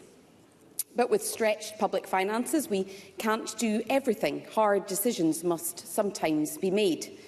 And so we focus on what has the greatest and the most positive impact for the people of Scotland now, and how we invest for the future. This government has always been very clear on what's needed. The First Minister has set out his priorities. He set them out the day he accepted his position as leader of the nation, and he reiterated them today. They are eradicating child poverty so that no child in Scotland sees their opportunities curtailed. Secondly, growing a well-being economy to create new jobs and a fairer society. Thirdly, tackling the climate emergency to help nature heal and fight climate change while investing in a greener future for us all. And lastly and fourthly, providing high-quality and sustainable public services so that we're healthier and every community, whether urban or rural, can thrive. I would hope that these four objectives are objectives that every member can get behind in this chamber. And yet, from global conflict to shifts in global trade, not all challenges can be solved and controlled in Scotland. But we can ensure, collectively, that Scotland is ready and resilient. We can improve the lives of individuals, of families and communities with this programme for government. and we are already doing so. I will. Jeremy Balfour. I'm grateful to the Deputy First Minister. Deputy First Minister, in last year's programme of government, there were a number of bills which were going to benefit the lives of disabled people. Those bills were all dropped over the last 12 months, and there's nothing within this programme of government specifically for disabled people. You talk about helping the most vulnerable.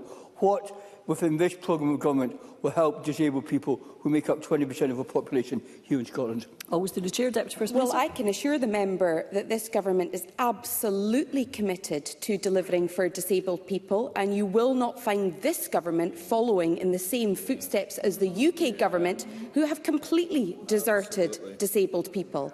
And I was just coming on, Presiding Officer, to some of the achievements of this government, not least investing £6.9 billion in a Scottish benefits system that prioritises dignity and fairness of every human being. And in our efforts to eradicate child poverty, we have successfully delivered the Scottish Child Payment.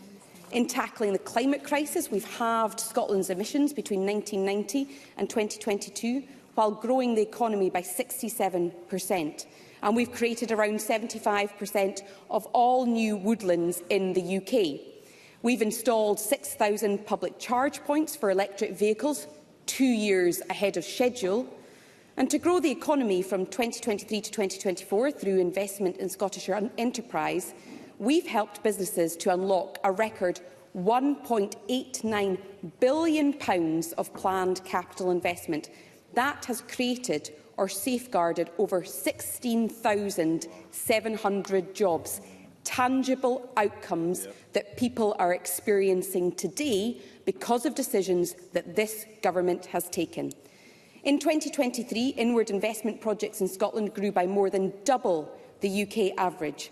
And for the 9th year running, Scotland remains the UK's top-performing area outside of London and the South East for foreign direct investment. Investors believe in the potential that the Scottish economy has to offer. Over this Parliament to December 2024, we also supported the completion of almost 35,000 affordable homes, with over 26,000 for social rent. We've brought digital connectivity to some of the hardest to reach areas in Scotland, and we've not only delivered the 64,000 additional NHS appointments and procedures between April 2024 and the end of January 2025 that we promised, but 11,500 more than planned.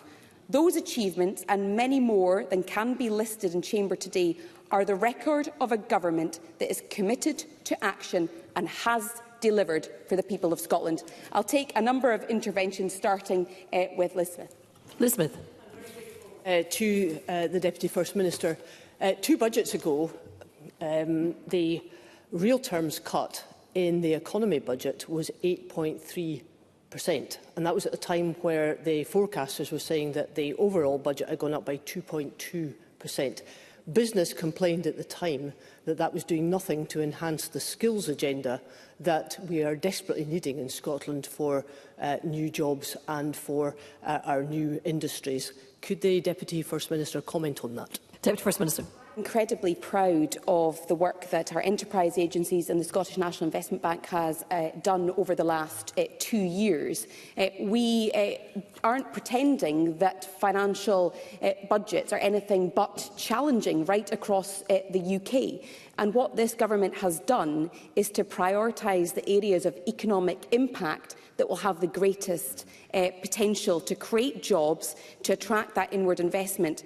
So if you look at the Scottish Enterprise results from last year, I referenced some of them just there, they are directly involved in creating jobs and ensuring that we attract inward investment.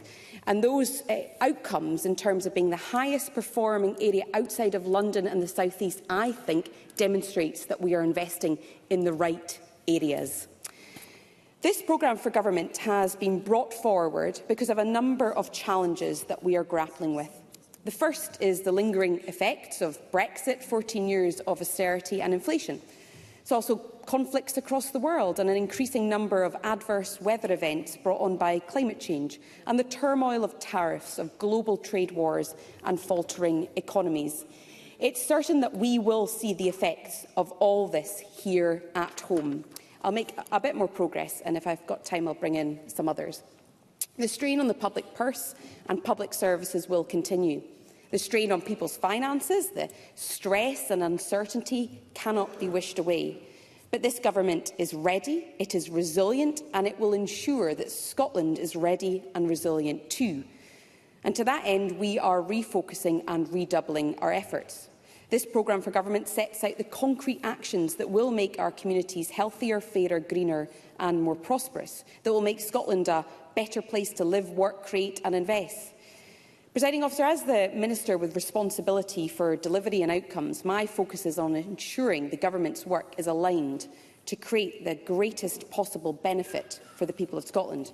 That's what the commitments in this programme for government all do. They are the actions that will make the biggest difference to improving people's lives. So in the coming year, we will develop the systems needed to effectively scrap the impact of the two-child cap. That will limit the impacts of a cruel UK government policy on families in Scotland and support them through the ongoing cost of living crisis. We'll continue with the Scottish Child Payment, which this year is expected to support around 330,000 children. We'll introduce a universal pension age winter heating payment from this winter, so that all pensioners are supported to heat their homes through the coldest months. And we'll support delivery of over 8,000 affordable homes for social rent, mid-market rent and low-cost home ownership. That will ease the housing crisis and provide people with significant relief from the largest of their greatest monthly expenses. I'm happy to take an intervention. I thank the Minister for giving way. I've seen a reference to business rates in the programme for government. She, like me, will understand that business, particularly now that England is looking at creating a fairer business rate system, particularly for our high streets, now that Scottish business is calling out for similar measures here.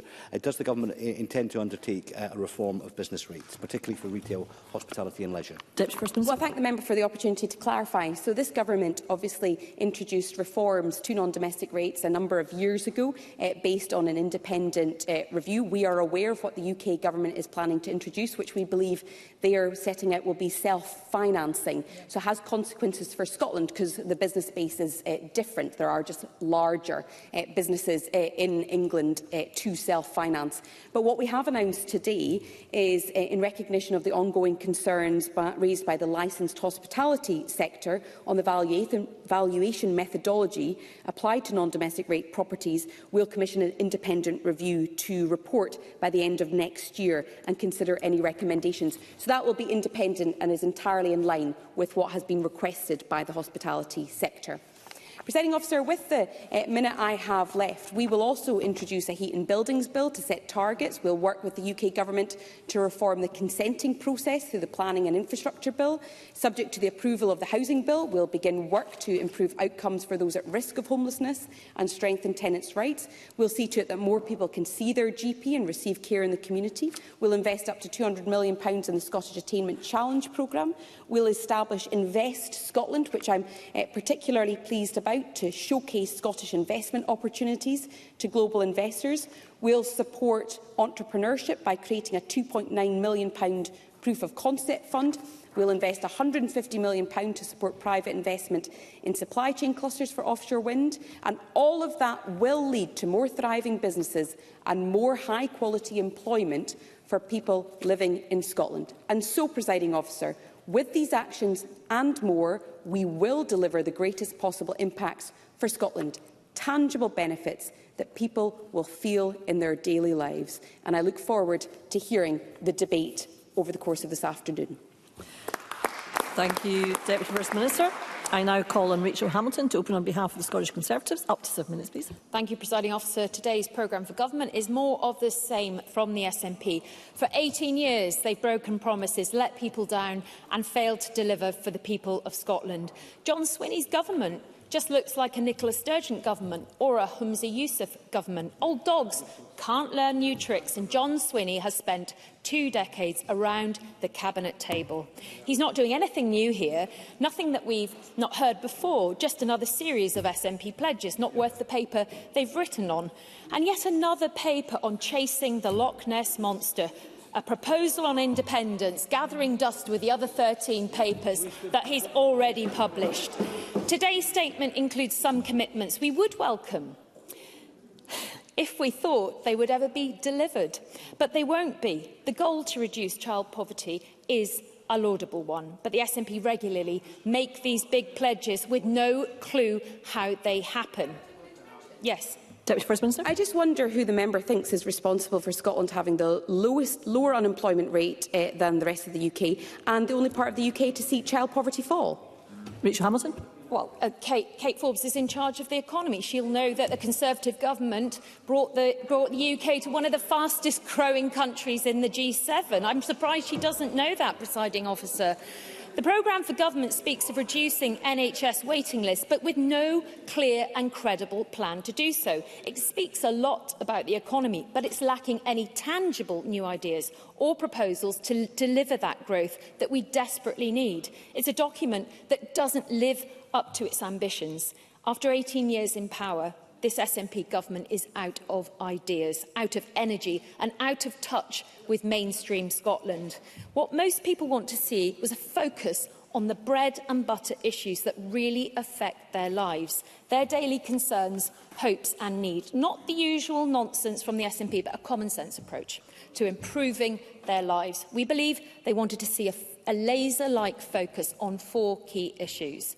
The SNP should have made this programme for government about bringing down bills, faster GP appointments, fixing the roads, raising school standards, delivering better value for money, and my colleagues will talk about that later in today's debate. Those are the top issues that matter most to people in the real world. By not focusing on those issues year after year, the Scottish Parliament has left voters across Scotland feeling that politicians are disconnected and detached from reality. I'm sure the SNP will claim they are focusing on people's priorities, but the evidence shows they're not.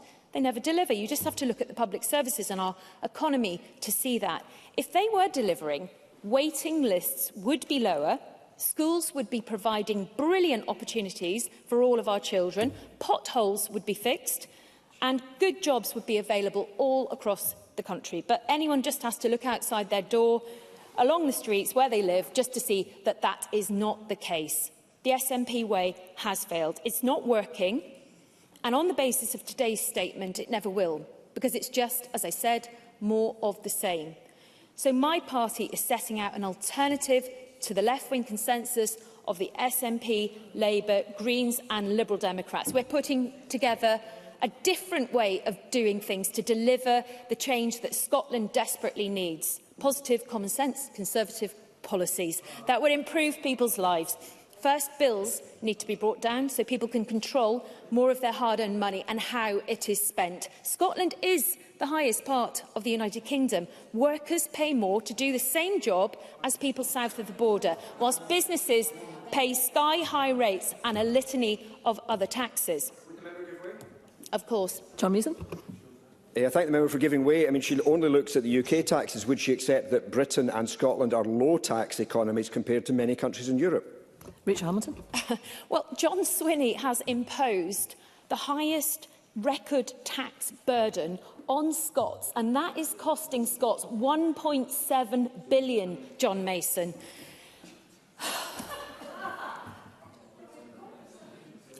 Presiding officer, I'm not quite sure if the First Minister wants to intervene. I wasn't aware that the First Minister had sought an intervention. OK. Well, bills must be brought down. First Minister, bills must be brought down, First Minister. And families need a break. Family needs a break from paying more of this burden of tax that you've put onto them. The problem with paying more is getting less. Always through the chair, Ms Hamilton. Thank you. The problem with paying more and getting less, of course, is not just about higher bills. Yeah, why not? Patrick Harvey. I'm grateful. The member is very keen that people's bills should be brought down and they shouldn't pay more and get less. Does she accept that private rented sector tenants in Scotland are paying more for their homes than they would if they had a mortgage? They're paying more, they're getting less, and so will she support the proposal for rent controls? Rachel Hamilton. I will absolutely 100% not support the proposals that the Green and the SNP are pushing with rent controls, because it's going to stifle the housing market, it's going to drive people out, and it's not going to deal with the housing crisis, and Patrick Harvey knows that. Every year, the SNP grandstands that they are throwing more money at the NHS, but waiting lists remain too long. The government must bring forward a detailed plan for faster GP appointments. It can be done by removing bureaucracy, using technology to streamline the process, and by investing more directly in the front line. Our roads too are in desperate need of investment. Fixing the roads has not been a priority for the SNP since they turned against motorists. They decided that the way to meet net zero targets is to punish car drivers, make them pay more, when really better roads would help the environment. It would mean cars can travel more quickly and easily without emitting as much CO2. It would mean fewer costly repairs. And in rural areas like mine, there are often no other options other than to drive because public transport is so bad. Fixing the roads should become a focus of this government again. And so should raising standards in schools, because under the SNP's watch, they have fallen. When John Swinney was Education Secretary, our schools plummeted down the international league tables, and now violence in schools has spiralled out of control. Gender ideology and well-being takes up too much time that should be spent on traditional learning. The government must restore education standards by taking a tougher approach on bad behaviour, bringing back the focus on the knowledge in the curriculum and investing in teaching posts. Finally, but most importantly, the government needs to get smarter on spending taxpayers' money. Providing value for money is essential to restoring trust with the public, who feel Holyrood just doesn't get their concerns. When people pay more, as I say, they're getting less year after year. They think their politicians are at it, and this must change. In conclusion, Presiding Officer, this programme for government is more of the same from the SNP. It's a John Swinney special. Big promises with no plan of how to meet them. In a year's time, we'll look back on this in the same way as we look back at all the other previous SNP statements. All this will achieve is more broken promises, more failed pledges, more lack of trust in the government and their ability to deliver change. Thank you. Thank you, Ms Hamilton. I now call on Jackie Bailey to open on behalf of Scottish Labour. Up to 6 minutes, please. Presiding Officer, so many broken promises, so many wasted years, so many Scots let down. That is the legacy of this SNP government, and it's a legacy that is wholly owned by John Swinney. The First Minister has been at the heart of this SNP government for almost 18 years. As Finance Secretary, he cut budgets for GPs and clawed back money from health and social care partnerships, who face a deficit of £560 million. As Education Secretary, he downgraded the results of 125,000 working-class kids and failed to increase teacher numbers by 3,500. Instead, teacher numbers are down. The SNP think that they can cut a budget, partially restore it, and then ask us to applaud them for it. But the public are not fooled. Now we have a recycled, rebadged programme for government with nothing new, no vision, and absolutely no guarantee of delivery. And that really is the key, because they've had 18 years to deliver, and they've singularly failed to do so. At the right hand of two First Ministers, Alex Salmond and then Nicola Sturgeon, John Swinney was trusted to run government, to be the keeper of their secrets, and oh, how he protected them, whatever the cost. But John Swinney has demonstrated, I think, in this year, that he's simply not up to the job, and he's run out of ideas. So much so, in fact, that the SNP has now taken to plagiarising Scottish Labour's plans to end 8 a.m. waits for GP appointments and to scrap peak time fares. Now, I'm delighted as well with the news about the joint education and NHS facility in Barra. Of course, it follows my visit there with Donald McKinnon, Scottish Labour's candidate, and I have to say, he is already... Ms Bailey, please resume your seat a second. I don't know if Ms Bailey was in the chamber last week when I had to mention this to another colleague in the chamber, that we are in a parliament, we're not part of a hustings. So please proceed accordingly. Indeed, but I was simply going to make the comment that there we have a candidate visiting Barra alongside myself, and before he is even elected, we appear to have delivered. I am going to Caithness next to talk to maternity campaigners, and perhaps the government would like to restore maternity services there too. Now, as a former Education Secretary, John Swinney should know better than to steal someone else's homework. But that's what it's come to, because this government has run out of ideas, and nowhere is that clearer than in Scotland's NHS. And what is the SNP's record? Well, NHS waiting times are up, with 800,000 Scots on an NHS waiting list. Thousands stuck in hospital beds as they wait for social care packages. Patients struggling to get appointments with their GPs, whilst the GPs themselves are threatening to go on strike. And last month, the SNP published yet another NHS recovery plan. 5 plans in just 4 years. Presiding officer, they don't know what they're doing, and we have the WhatsApp messages to prove it. Only last weekend, we learned that days before its publication, former First Minister Nicola Sturgeon described one of the many NHS recovery plans as awful. For once, I agree with her. And after 18 years in charge of our NHS, there's no one else left to blame. It's entirely the responsibility of the SNP. And the SNP promised to recruit 800 more GPs by 2027. That's not going to be delivered, and in fact the number of GPs has actually fallen. The Royal College of Nursing today, in a report, says that there are not enough nurses to provide safe staffing levels. The SNP promised to reduce waiting times, yet the peak of the SNP's ambition appears to be that by March 2026, patients will be only waiting a year for treatment. Far be it for me to point out that the treatment time guarantee is supposed to be 12 weeks. Now, the SNP promised to create an NHS app in 2021. I look forward to it. 4 years on, that's been downgraded to a pilot in NHS Lanarkshire. Now, the First Minister says we'll have a renewed focus on cancer. Well, not before time, as his SNP government has failed to meet the 31 and 62-day treatment targets in the latter case for 13 years. First Minister has re-announced £5 million for hospices. That's great, but they've yet to see a single penny. No timeline, no delivery by the SNP yet again. He boasts about CAM's targets being met, but that's because the figures have been fiddled and children with ADHD and autism have been removed. The Royal College of Psychiatrists point out that the SNP promised to invest 10% of frontline NHS budget in mental health, but it's only 8%. Meanwhile, GP funding has fallen from 11% of the health budget to 6.5%. The SNP are showing us what they actually value, and it's not the NHS, nor is it social care. But you know, that's the point. That's the point. Ms Bailey is about to conclude. There is no good idea that actually survives the SNP. They've been in power for 18 years. If they had a good idea, they would have used it by now. But they don't, because this is the SNP. They fail to deliver, but they always succeed in wasting our money.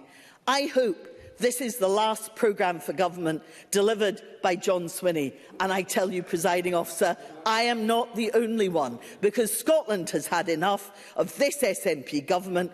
It's time for change. Thank you, Ms Bailey. I now call on Patrick Harvey to open on behalf of the Scottish Greens. Up to 4 minutes, please. Thank you, presiding officer. I do like to begin my contribution to these debates with one positive point, so let me welcome the fact that peak rail fares are gone for good. The Greens abolished them. The SNP brought them back. We criticised that decision, and the SNP derided our criticism, not just on financial grounds, but pretending the policy hadn't worked. Now peak fares are finally gone for good. Well, I'm glad the SNP have finally accepted that the Greens were right on this issue. But the thing is, it's consistent low fares that people really need if they're going to change their behaviour, not this kind of chopping and changing. And as for the rest of climate policy, the Heating Buildings Bill has been gutted. The target to reduce car traffic has been dropped with no alternative put in its place.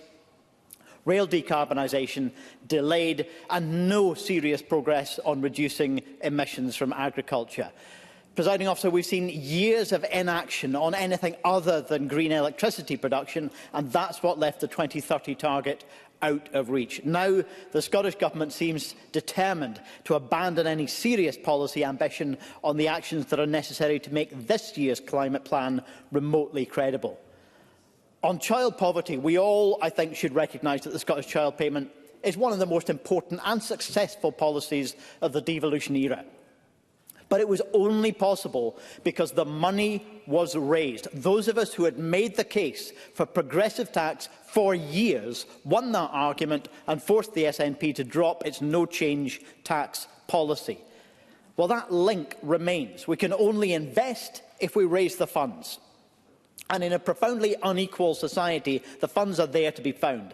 The First Minister, though, is now saying that the Scottish Child Payment is at its limit.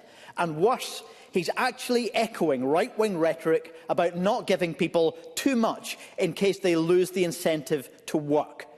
That's an age-old story. To give wealthy people an incentive to work, to do anything, they have to be given vast salaries, bonuses and tax havens. But for people in poverty to have an incentive to work, they must be kept poor. If there's time in hand, Presiding Officer. There's very limited time, but First Minister. I want to challenge Patrick Harvey's disgusting characterisation of my comments, because I want to make sure that people are supported out of poverty, but I want to enable people to have the ability to access employment. And the characterisation that Mr Harvey has attached to that is not worthy of him today in Parliament. Patrick Harvey. Well, the comments that I read from the First Minister's interview did say that he was worried that if the child payment was higher, it would reduce the incentive to work. Just like child poverty, the Scottish Government's wider goal of investing in public services links directly to a new challenge, and one challenge that the First Minister has chosen to accept personally by hosting a summit, the challenge of how to tackle the rise of the far right. Too many centrist politicians around the world think that to defeat the far right we have to copy them, and that's failed time and time again. We can't afford to repeat that. I would like to hope, and I do hope, that the Scottish Government would not go down that route if immigration was under its control. But on social policy, I fear that they are beginning to follow this playbook by abandoning progressive policies that once had the support of every single party in this Parliament. The SNP are now showing themselves to be as much of a threat to the LGBTQ communities as the Conservatives and Labour. And as Helena Kennedy said about the scrapping of the misogyny bill, she said, we are seeing a retreat from some of those areas that are being characterised as woke. This is not the way. No, we need to change the conditions of our society that give the far right their opportunity to manipulate people and spread their message. There were many participants at the First Minister's Summit who challenged us all to invest in the public services, the housing, the conditions in local communities, which need to change if we're going to address the real and justified alienation which dangerous forces are exploiting. And it was made very clear by repeated comments at that meeting that building a fairer society that recovers from 15 years of austerity can only be done if we continue to raise fairly the resources that are needed, whether that's through local tax reform or through a wealth tax. And on that, Presiding Officer, I'm sorry to say that today's managerial SNP government seems to be terrified of anything that looks like the bold, ambitious change that our country needs. Thank you, Mr Harvey. I now call on Alex Cole-Hamilton to open on behalf of the Scottish Liberal Democrats. Up to 4 minutes, please. Thank you, Presiding Officer. I am pleased to speak for the Liberal Democrats on today's programme for government. I do reflect on Willie Rennie's remarks that this chamber is almost empty. This is the pre-election giveaway announcement, and it should, I think, be carrying a lot more favour than it seems to be. Presiding Officer, before politics, I've said many times I was a youth worker. That's why I'm here. I was working closely with children who lived in absolute poverty. I saw firsthand the huge impact that deprivation can have on young lives and how it is often, too often, defining their futures. And that so many children are being born into poverty here in 2025 is a national embarrassment. The SNP have had 18 years to get this right, but we are still nowhere. And the fundamental way we get kids out of poverty is by growing Scotland's economy, Presiding Officer. First Minister.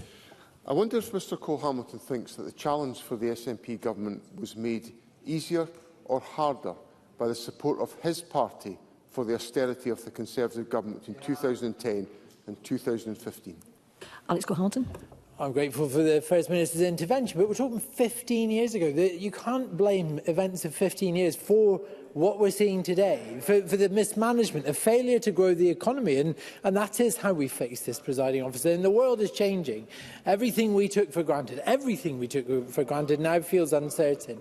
And the free global economy is being replaced by punishing tariffs. Prices are soaring for everyday essentials, energy and raw materials that build our homes and fuel our economy. And at the same time, the quality of these services people rely on most is under real pressure, because these services are directly tied to how our economy performs. Fast access to your GP, a good education for your child, high quality care for our loved ones, safe streets, reliable transport, well-maintained roads. Without economic growth, local services decline, investment stalls, opportunities dry up. And for the Scottish Liberal Democrats, building a stronger economy boils down to the key levers I referenced in my question. That is boosting our skills base, reforming planning, tackling the housing crisis and rural development. Without skilled, homegrown Scottish workforce ready for the industries of the future, like defence, renewables, AI, precision medicine, Scotland risks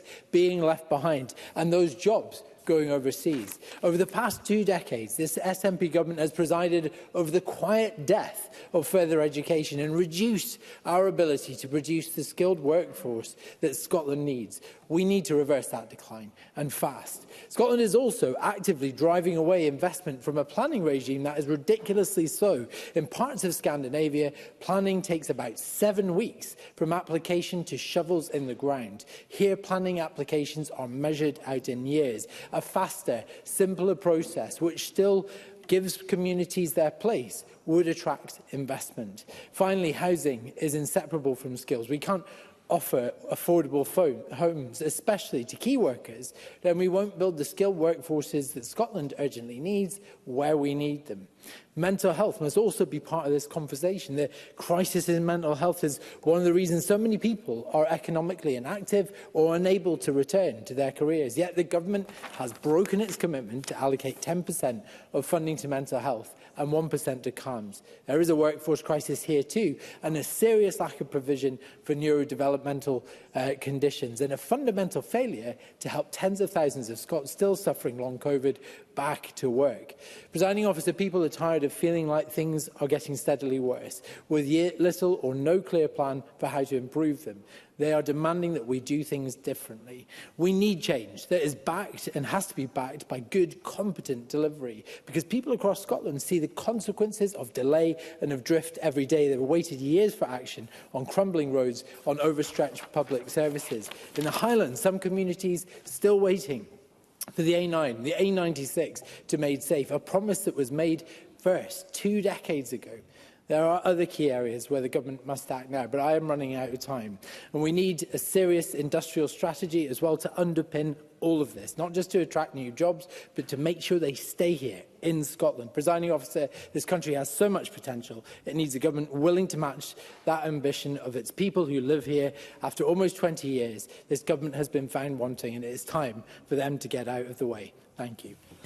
Thank you, Mr Cole-Hamilton. We will now move to the open debate. I would advise the backbenchers that they have up to 4 minutes. There is no time in hand, and if they wish to accept interventions, that must be absorbed within their agreed allocated speaking time. With that, I call Emma Roddick, to be followed by Tim Eagle. Ms Roddick.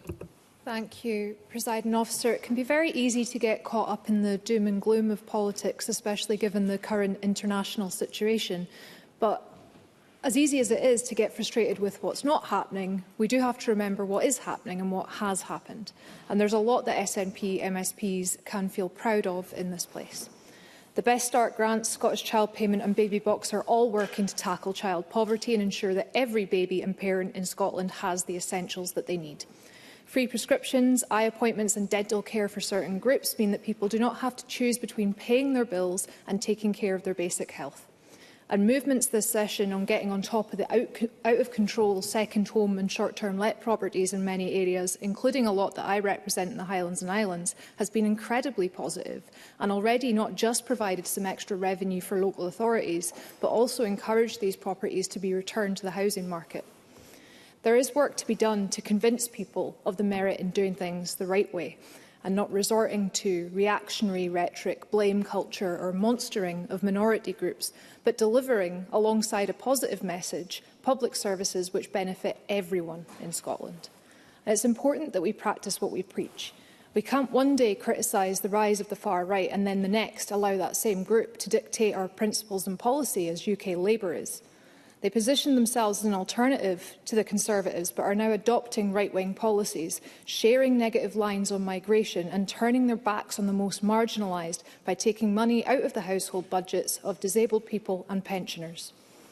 Now, we cannot afford to let Nigel Farage and his campaigns of disinformation and despair win in Scotland. I can understand people feeling helpless, feeling like something radical is needed to shake up politics and redirect power in favour of ordinary people, but we have to be very clear that the route to that is independence. 15 years of Tory government initiated by the Lib Dems wrecked our economy, increased poverty and harmed countless people. It brought us Brexit, depopulation and a raft of policy which was aimed at doing nothing but discrediting and diminishing devolved parliaments.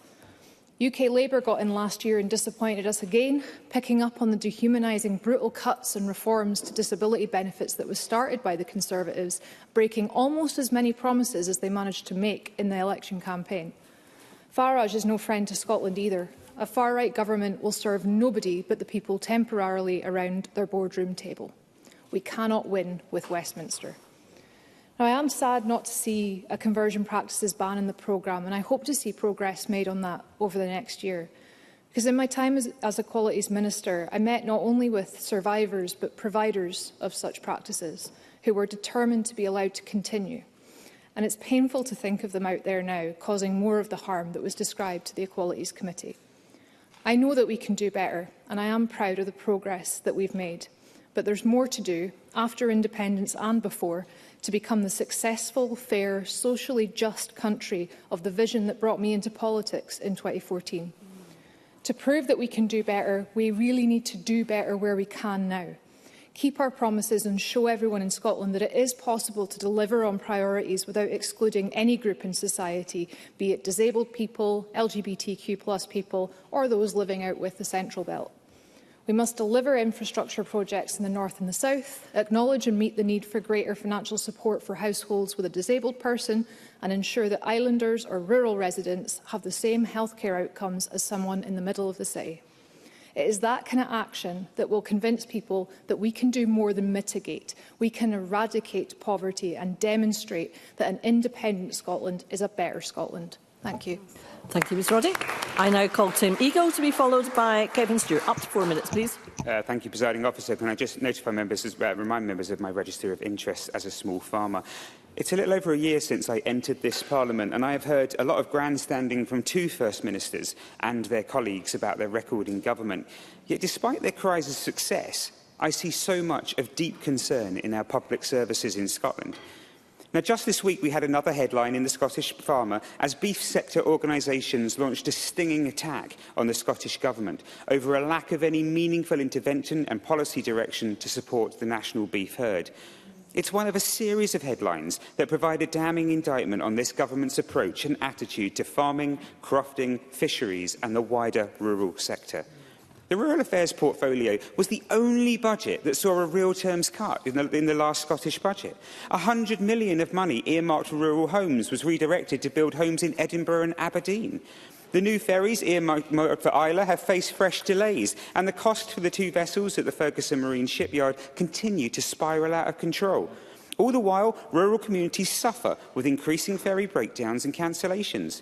Rural roads remain a major issue, where today a brilliant piece in the Herald has eviscerated this government's abysmal failure to deliver a long-term solution to the A83 rest and be thankful.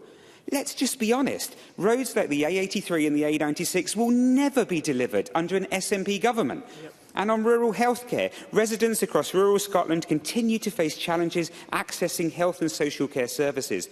Whether that is in Dunoon and Campbelltown, where residents are unable to register for a dentist on the NHS, the island of Barra, where plans for a new hospital have been paused indefinitely, or at Dr Gray's in Elgin, where local people have had to campaign just to get basic services. Happy to take an interview. Deputy First Minister. I wonder if you would join me in welcoming the 2 new hospitals that have been delivered are open right now in Skye and Aviemore. Timigo. Delighted to welcome them, but what about the other ones? What about all the people who still can't access the services they need in rural communities across Scotland? These are the ones that really matter. You can't just do some, but others. I probably do need to make a wee bit of progress, I'm sorry. The SNP promised to deliver a crofting bill this year, but yet despite it being spoken about in 2016, they failed to publish a bill. The SNP pledged £25 million to provide new homes for key workers in rural and island communities. Instead, they delivered just 17 homes. Failure after failure after failure on policies for rural communities across Scotland. Is that happy to take the intervention from Jim Fairley? Jim Fairley. A couple of points I'd like to make to the member. First of all, there's a crofting bill on its way. It's being drafted as we speak. And secondly, it was the Tory government who introduced a policy that absolutely crashed the farming community down in England, while we continued direct support here in Scotland. And we have a stable industry in Scotland, while the English one absolutely fell apart. Mr Eagle's got the gist. Mr Eagle, you've got up to 4 minutes. I'm going to very quickly run out of time. I don't know if I'll be able to come back from that, but you haven't delivered anything for agriculture in Scotland. That's the fundamental problem, isn't it? The First Minister is talking a lot. I haven't got time, I'm afraid. I haven't got time. The First Minister is talking a lot today about the rural support plan that is still yet to come. We've been waiting over a year for it. They speak about the world-leading Scottish fishing sector, yet it was the Scottish Conservatives that brought the actual debate on that after 2 years of waiting from this government. They talk about new entrants vital to farming, but yet they haven't delivered anything for 15 years for new entrants in farming. If I believed the SNP had done something positive, I'd like to think I could say it, but they haven't. The SNP want to focus on fringe issues that rip Scotland apart, but the Scottish Conservatives want to focus on a new vision for Scotland, one of common sense, of shared values, bringing down bills, raising standards and delivering better value for money. That would be a programme for government that would deliver for rural Scotland. Today is yet, and you're still hearing it now, more rhetoric, nothing new from an out-of-touch, out-of-ideas and out-of-time government. Thank you. Thank you, Mr Eagle. I now call Kevin Stewart to be followed by Sarah Boyack. Up to 4 minutes, please. Thank you very much, Presiding Officer. Mr Eagle mentioned fringe issues there. I'll not be mentioning any of those today because I don't have a fringe. This programme for government is laser focused on delivering for the people of Scotland in our mission to build a healthier, wealthier and fairer country. And this programme is anchored around the clear objectives of eradicating child poverty, stimulating economic growth, improving our public services and delivering a just transition to net zero. And I want to focus on some of these areas. 4 minutes is not long, but in terms of child poverty. The Scottish Child Payment now supports over 326,000 children, with over £1 billion put directly into the hands of families since 2021. And now the Scottish Government has committed to go further by lifting another 15,000 children out of poverty in 2026 by mitigating the impact of Westminster's two-child limit in Scotland. If only the Westminster Government did the right thing and abolished that two-child limit at source at a Westminster level. The cost of living is obviously a real worry for many households throughout our country. And I'm very pleased to see today that has been taken cognizance of with the peak rail fares scrapped for good scheme and with the government's pledge to reintroduce the winter fuel payment. And I won't list all of the other benefits that the First Minister told us about today that people in Scotland get that those south of the border do not. But in order to pay for some of these things, we have to have an economy that works.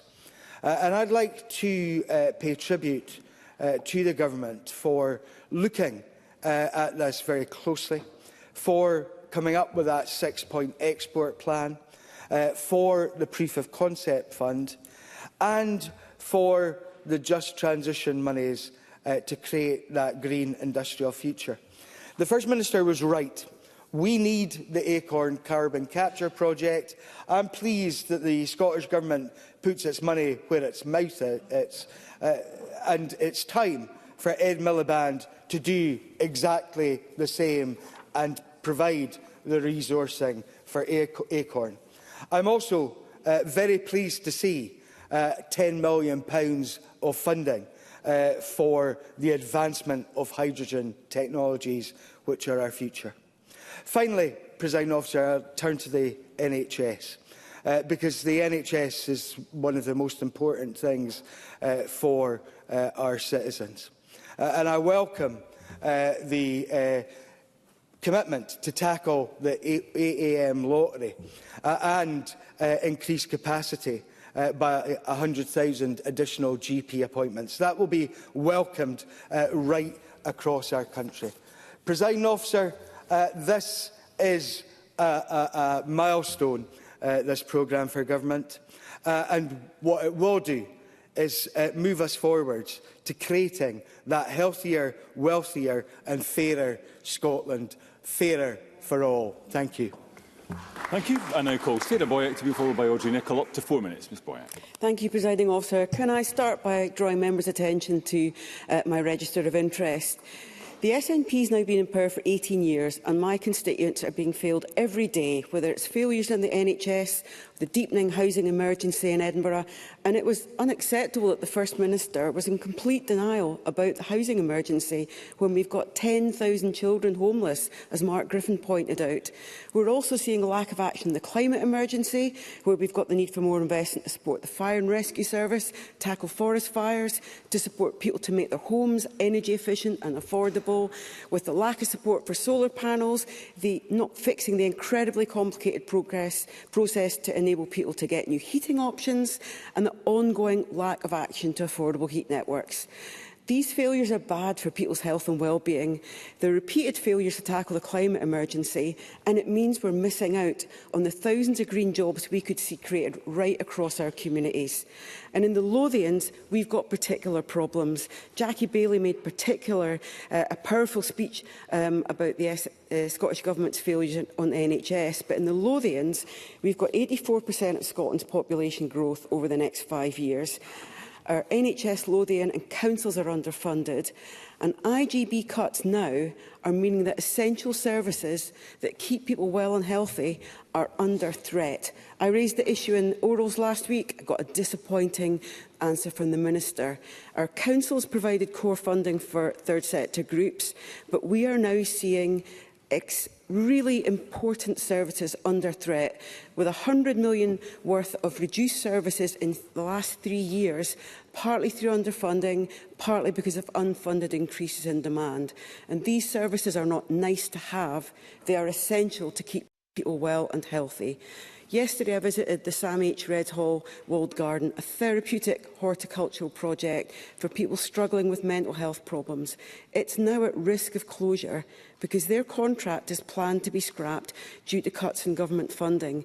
That leaves highly vulnerable constituents with nowhere to turn, some on waiting lists for referrals for well over a year, but it will cost us all because people's mental health deteriorates. They're not able to work. So I call on the Health Secretary to acknowledge these challenges, commit to working with NHS Lothian and Edinburgh Council so that these essential services that people rely on are not lost. We are not seeing the invest in prevention approach highlighted by the Christie Commission, and we're not getting the joined-up thinking our constituents urgently deserve. It's really motivating my Members' Bill on sustainable development and well-being, but it's more than public health. It's also about the climate emergency. Now, failure to act has left Scotland repeatedly missing our climate targets. The heating building disruption has meant supply chains, lack of confidence for those that could be recruiting and expanding, investing in infrastructure to deliver the jobs right across Scotland which our communities urgently need. Now, the First Minister highlighted Grangemouth, but as we argued last week, people knew for years that action was needed to save the jobs in that refinery, learn lessons from other countries and deliver the jobs that are now highlighted in the Willow Review. I will briefly, yes. Concluding. I'll let you go. Sorry? The member is concluding. You have 4 minutes. Okay.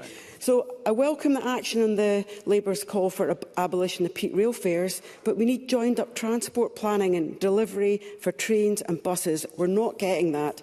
If we don't get that, new homes in places like Winchborough should have had a railway station. We're not getting the action people urgently need, and that's after 18 years of failure. It's simply not good enough.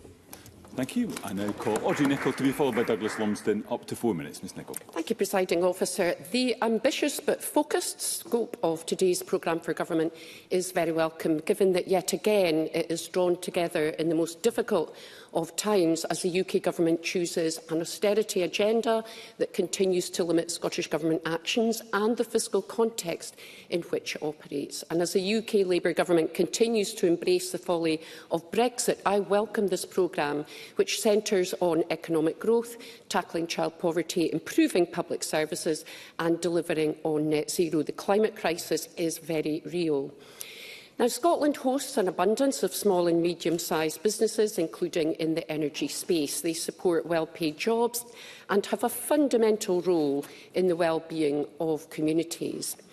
The renewed focus by the Scottish Government on the economy over the last year or so has been very welcomed across the energy industry, and so the current challenging global environment for trade, not least of all from US tariffs, makes it all the more important that our domestic policy gets it right for our businesses. The decision of the UK Government to increase employer national insurance contributions has increased the tax burden on businesses with a disproportionate and hugely damaging effect on the most labour-intensive sectors. So I welcome the First Minister's update on supporting our food and drink sector and the development of a new 6-point export plan to support exporters diversify and grow their markets.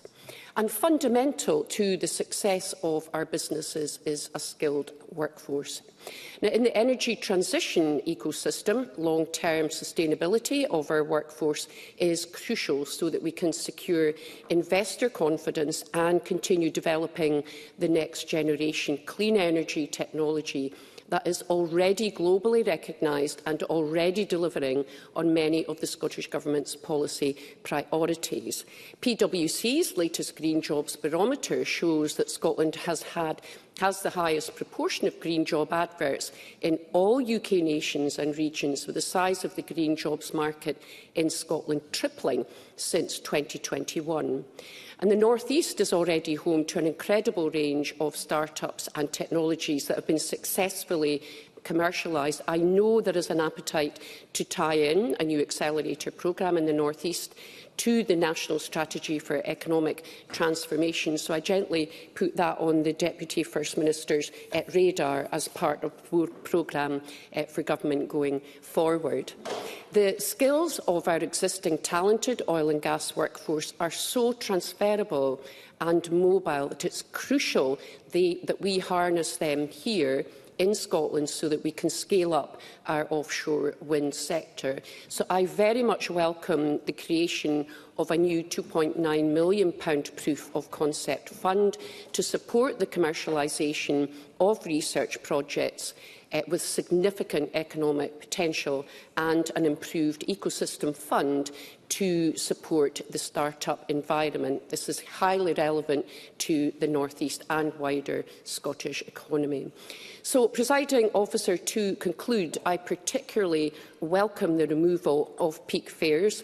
This is an excellent announcement, and this afternoon's debate on increased Scottish Government funding, should the Acorn project get the go-ahead, and I join Government, business leaders and colleagues in calling on the UK Government to support Acorn without delay. Thank you.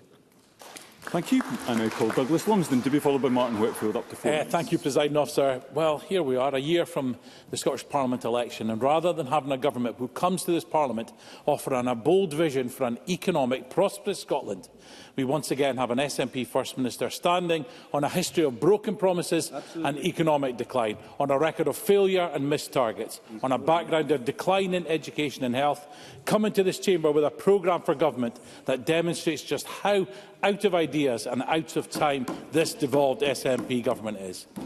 We have industries the length and breadth of this country crying out for innovation and bold policies when it comes to a just transition and energy security. In the North East, we know how hard our oil and gas sector have worked to ensure that oil and gas production in Scotland is world-leading, ethical and green, and providing vital resources for our economic well-being. But instead, this SNP government continues with a presumption against new oil and gas and are determined to close off this vital resource to our country's energy needs. And this is a government who remains opposed to small nuclear developments, close to where energy is needed and central to achieving our net zero ambitions. If I've got time, I'll come back to you. Despite all the science and all the experts telling them what a vital contribution small nuclear can make to the resilience of our energy production, they remain Luddites when it comes to nuclear. And the energy strategy is years late, and there's no sign of it in the programme for government. And we all know why this is, Presiding Officer. It's because the SNP are a divided party on this subject. They are trying to satisfy their members that understand that jobs and wealth created by the oil and gas industry can provide an economic boost to Scotland and pay for our public services. And you have the other half who want to cosy up to the extremist Greens and are throwing tens of thousands of jobs under the bus. And, Presiding Officer, we have communities from the south to the north desperately asking the Scottish Government to listen to their concerns on energy infrastructure. For the good of our incredible countryside, I plead with the SNP Government to not carpet bomb our rural communities with monster pylons, substations and battery storage. The devolved government needs to press the pause button until we have an energy strategy so we can have the right development in the right place. Instead of using this programme for government to set out a common-sense approach to energy production and infrastructure in Scotland, we are just getting the same old nonsense from the SNP. And when it comes to Acorn, does the First Minister think that people in the North East zip up the back, promising a pot of gold at the end of the rainbow when his government have failed to spend a penny of the 80 million 2022 cash? Plus, the First Minister even popped up to St Fergus last year to announce another 2 million. That seems to be all the SNP have left in that fund. The Scottish Conservatives are offering a way forward that is based on common sense. If we are still using oil and gas, then let's use the resources that we have rather than importing them from abroad. If we have a good renewable industry, let's work with them to innovate and move forward. Since we have a thriving agricultural sector, let's build them up and not impose unfair taxes on them like the Labour government has. The Scottish Conservatives will work with the Scottish people towards economic growth and prosperity for all, not sacrifice economic growth at the altar of independence. Presiding Officer, this is a government that is out of time and out of ideas. This programme for government shines a light on the failure of the past 18 years and the history of failed promises and broken commitments. Thank you, Presiding Officer. Thank you. I now call Martin Whitfield to be followed by Stuart McMillan, up to 4 minutes. I'm very grateful, Deputy Presiding Officer, and it's a privilege to speak on behalf of Scottish Labour in this programme for government, and also to follow Douglas Lumsden, who, with the greatest kindness to him, is never knowingly under-metaphored. But he did talk about the importance of nuclear power, which allows me to make mention, because we've already talked about Grangemouth and the decisions that perhaps should have been taken 5 years ago that would have made the situation today very different. And of course, Torness in East Lothian has but 5 years on its current licensed production of energy. So it will be interesting to see the intervention from the current SNP Scottish Government with the warning of 5 years to go. But I did welcome the First Minister's focus on seeking solutions rather than disagreements in the statement that was the precursor to this debate. The challenge, of course, that the SNP Scottish Government has is that the solutions that they've previously promised have virtually all been failed to be delivered. But I do welcome, as others have done, the ending of the 8 a.m. lottery and the abolition of peak fares, because it is important that, firstly, we start to see an improvement in our NHS rather than an ongoing decline, and it is also important with regard to rail fares, and the abolition has been welcomed by the RMT, that we can get people back onto the trains. But if we look at some of those previous promises, there are challenges that this current Scottish Government have to face. And I think to avoid facing up to those means that the promises that have been made in this programme for government will fall again and fail. There are only 6 bills coming forward in the final year, plus 2 bills that exist from year 4 that are going to be brought forward. And one of them, which has already been mentioned in this debate, is the non-surgical cosmetic procedures, which I very much welcome. I would also then strongly suggest that the Care Reform Bill comes back to this place before summer recess to make space for that cosmetic procedures bill so that it's not lost as we move to the tail end of this session. But I do, in the short time that I have, like to go back over some of the previous promises, assurances and solutions. Scrapping the council tax for under 22s. We have to go back to 2021, and the SNP manifesto for that doesn't seem to have been delivered. The Youth Persons Guarantee, that manifesto promise to fund the university college, apprenticeship, the skills needs that we've heard so much about this afternoon, training places or indeed jobs for every young person. And yet we have 84,000 young people not in education, employment or training. And to the CAMS service that a number of contributors have mentioned this afternoon. And I welcome the fact that the government constantly heralds the fact it now hits its CAMS targets.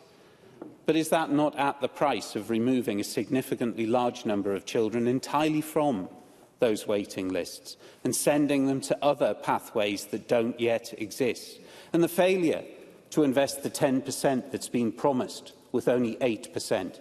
And indeed, it was in March that NHS Tayside, on their calculation, said it would take a decade for those added to the CAMS waiting lists today to be seen. Current applicants, and we are talking about young people and children, a waiting time of 6 years. In 2018, the then SNP First Minister met with Jamie Oliver and said that childhood obesity would be halved by 2030. They would reduce that to 7%. It now stands at 17%. I could go on for the next 4 pages of broken promises relating to our young people, but I will leave it at that, Deputy Presiding Officer. Thank you very much. We now come to the final speaker in the open debate, Stuart McMillan. Up to 4 minutes, please. Thank you very much, Presiding Officer. First of all, I think just on the back of Martin Whitfield's comments with regards to the 5 bills to be introduced, I think just for completeness, there are 2 bills already introduced in this session. 2 bills have still to be introduced in addition to the 14 bills already in the parliamentary process. So it does highlight that this Parliament will be busy over the course of the next year. Very briefly, Martin Whitfield. Take an intervention, and of course that was my request to move the Care Bill forward so that there was space for these new bills to be finalised along with the others. Would you welcome that? Stuart McMillan. Okay, thank you. Presiding Officer, I am pleased to speak in today's debate following the First Minister setting out his clear vision for our country and also for the people who live here. And I want to focus most of my contribution on an issue first raised with me in 2018 by one of my constituents, Jill Best, who is a nurse who has worked in medical aesthetics since 2010. Now, at the time, I was surprised to learn that injectable treatments using prescription-only medicines were being offered without any regulatory framework.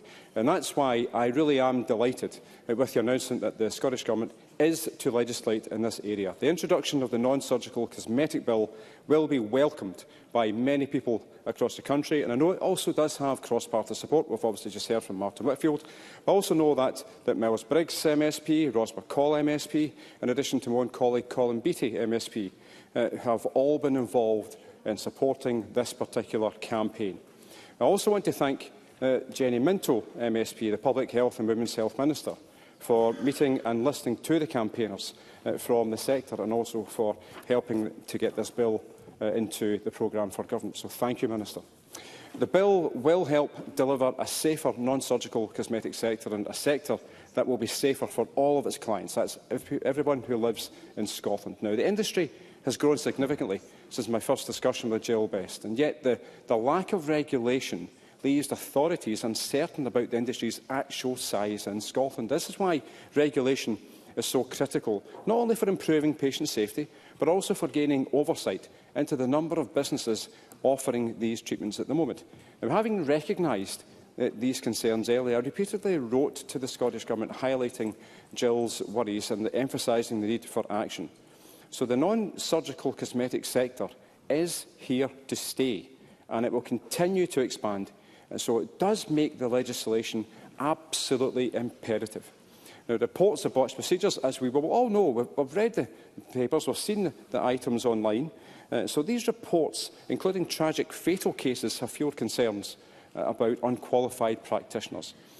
So this is deeply concerning, and it risks misleading patients into thinking that the sector currently is totally safe, when obviously there are individuals who are operating who are not properly qualified. Now, I will go on to touch upon another couple of issues, and that's the other aspects in this programme for government. It certainly struck me by the contrast between the politics in Scotland and also the rest of the UK. Now, our First Minister reiterated his commitment to eradicating child poverty while growing the economy, investing in public services, and also tackling the climate emergency. Now, meanwhile, prior to July 2024, the UK had a government that actively worked against these priorities. Now there is a Labour government in Westminster that has failed to deliver on its election promises. Now, I remember Mr Sarwar assured the nation, "Read my lips, no austerity under Labour." His silence is deafening, and the fact that the Welsh Labour First Minister is calling out her UK Labour government colleagues speaks volumes. So I welcome this programme for government, and I certainly look forward to working with colleagues across the chamber as the bills proceed through the Parliament. Thank you very much. Thank you, Mr Macmillan. We move to wind-up speeches. I call first Gillian Mackay, up to 4 minutes. Ms Mackay. Thank you, Deputy Presiding Officer. The health announcements in this programme for government are small snippets of NHS reform, and they don't, as a whole, deliver the wide-scale change we need to see in terms of how we use the health service and treat ill health. The national conversation that had previously been suggested seems to have disappeared. There are good moves, such as the recognition from government that we must vastly increase the number of people seen in the community at an earlier point. I have some real concerns, as do RCGP, on the timescale and sustainability of this. Increasing the number of GP appointments is a laudable goal, but given our current GP workforce and the existing pressures they face, a focus on quantity alone risks backfiring. Patients and GPs alike value the quality of care, yet the programme for government remains silent on that.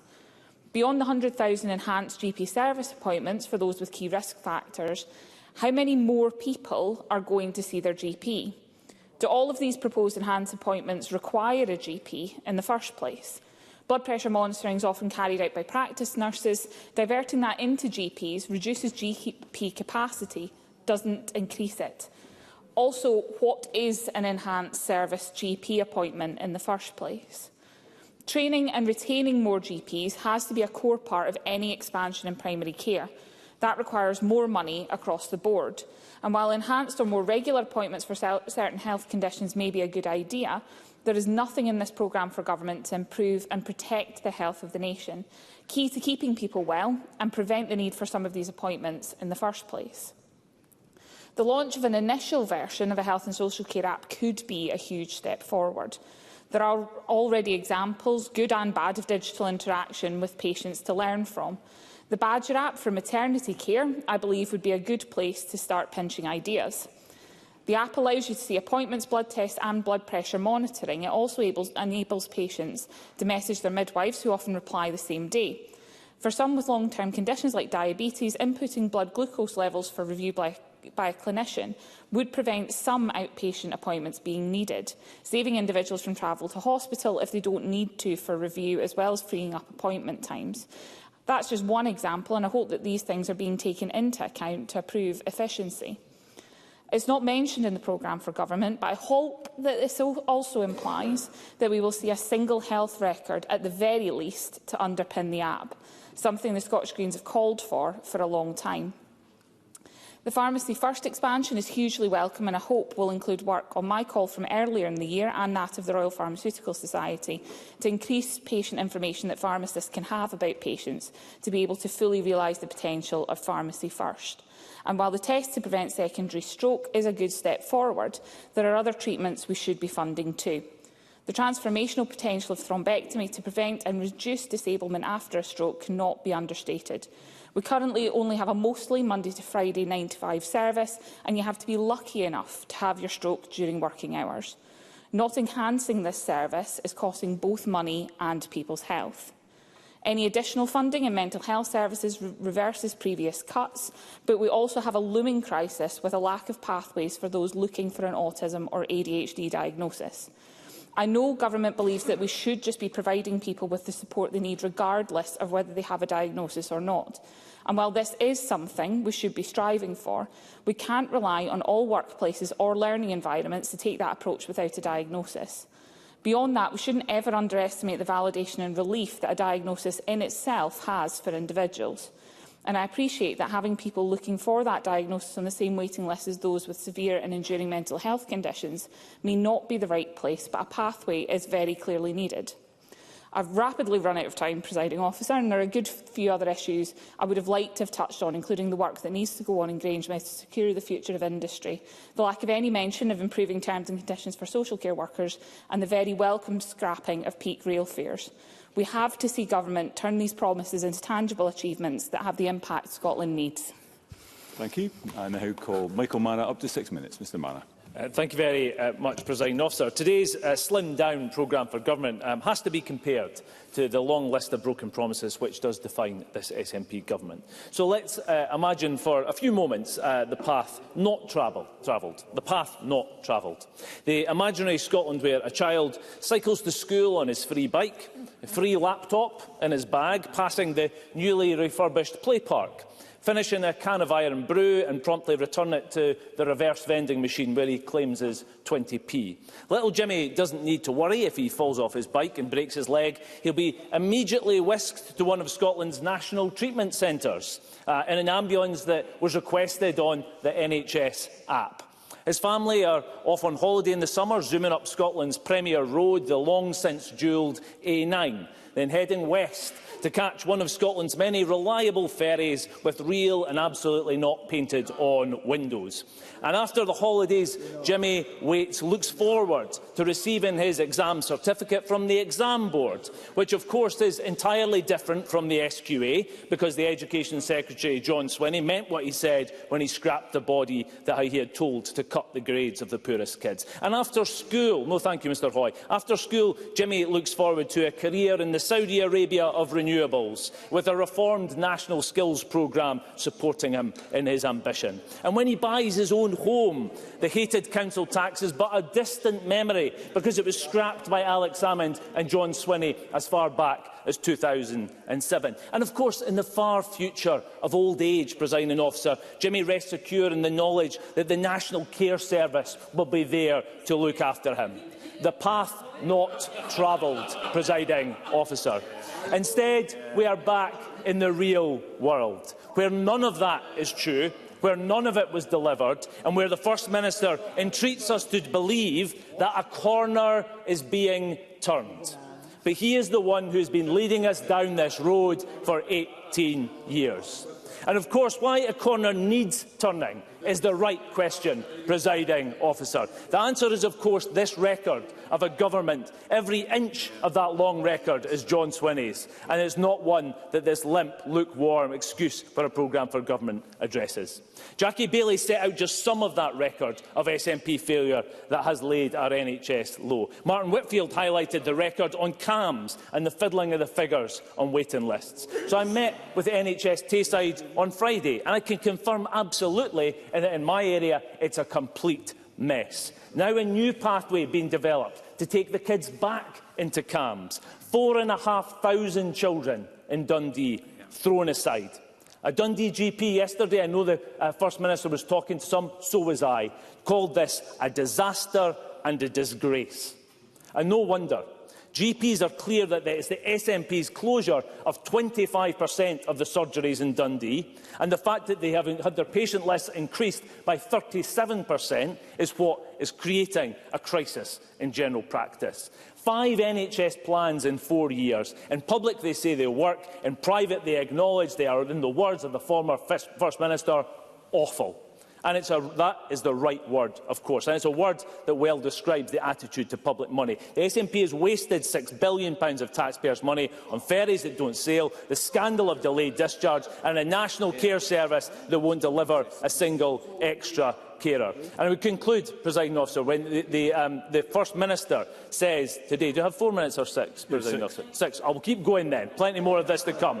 And the word that describes their approach to public money. The scandal of delayed discharge. And they have refused to repeat on all of these issues in the public finances the warnings from the Auditor General, the Scottish Fiscal Commission, the Fraser of Allender Institute, the Finance Committee and the Institute for Fiscal Studies about the grave threats that face Scotland's public finances. And today, of course, the First Minister did announce yet another Labour policy, the scrapping of peak rail fares. It's a policy, of course, he whipped his SNP MSPs to vote against just last year.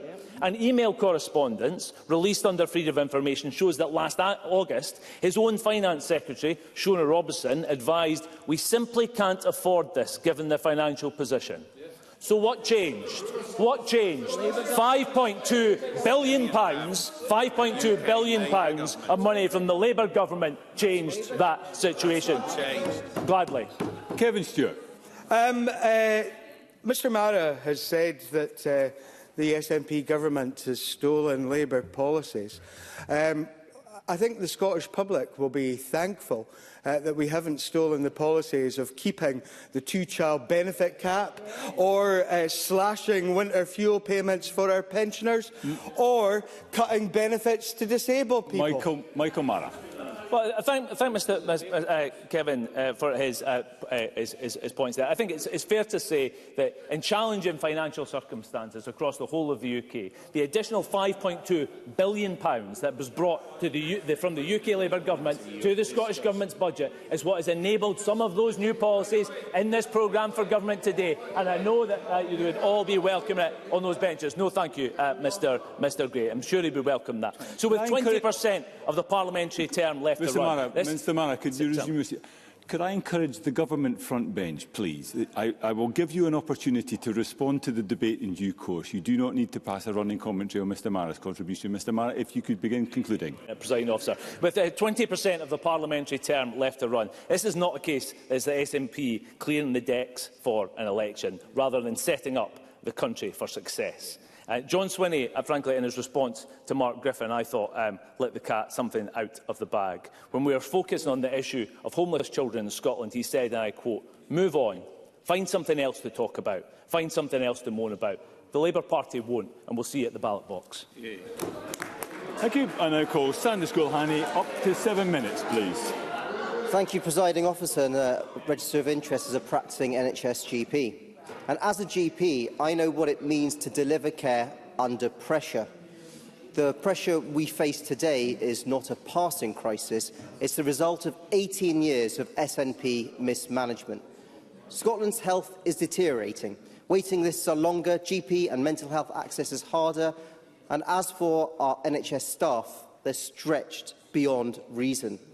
The so-called 8 AM GP lottery is just one symptom of a broken system. John Swinney says he'll fix it, but based on his record, we know what that probably means. It probably means 9 a.m. lotteries, more excuses, more blames and no accountability. And this isn't just an NHS problem. The illness runs deeper. In education, where the attainment gap persists and curriculum fails our young people. In transport, where projects are delayed and over budget and unreliable. In the economy, where small businesses are stifled by red tape and uncertainty. Everything this government touches ends up weaker, sicker and more fragile. This programme for government should have been a treatment plan, focused, urgent, effective. Instead, it's the same tired prescription, central control, poor planning and even worse delivery. When it comes to the SNP outcomes, it's Scotland that suffers. Rachel Hamilton told us that after 18 years, this SNP government is out of ideas because the SNP grandstand with laudable targets but never achieve them, never deliver, never have a clue on how to achieve their target. Multiple members have told us that the war on car drivers continues. Higher parking fees in my city of Glasgow by the SNP, more potholes and no progress to fully dual the A9. Yet another broken promise. I agree with Jackie Bailey when she said that the RCN said there are not enough nurses to deliver safe care. Imagine that. Not enough nurses to deliver safe care. The SNP have fiddled CAMS figures, and they were talking about it with such pride. Tim Eagle spoke of how the rural budget has been cut. Rural housing funding went to Edinburgh to build Edinburgh housing. No crofting bill yet, leading to failure after failure after failure for the people of rural Scotland. Douglas Lumsden reminded us that the SNP are devastating the northeast of our country by destroying our oil and gas industry. We need an affordable transition, and the Scottish Government is not being honest with Scots about the fact the average person will be paying for the SNP failed transition. Presiding Officer, our NHS is on life support. Patients wait longer, staff are exhausted, and services are crumbling under pressure. And we know this isn't new. It's the result of 18 years of SNP failure. And now the First Minister heralds a year of delivery. What staggering self-delusion. We've all seen SNP plans before. Humza Yousaf's shameful, flimsy NHS recovery plan, supported by John Swinney and the entire SNP front bench. At the time, we called it out as being useless and not fit for purpose. We now discover that then First Minister Nicola Sturgeon agreed with us and said on WhatsApp she was reading a revised draft of the recovery plan and still feeling the need to translate parts of it into acceptable English. And this is before she reached anything of substance. Nicola Sturgeon went on to say that her specific concern is that it's awful. And that's the recovery plan that John Swinney stood up and clapped. Where was John Swinney in improving our NHS then? At the heart of government and destroying the NHS. This programme for government is hypocrisy on steroids. The WhatsApp messages about this statement are likely to be wonderful reading in the future. And this ultimately is the SNP in a nutshell. Floundering, incompetence, infighting, and then foisting half-baked ideas onto the people of Scotland.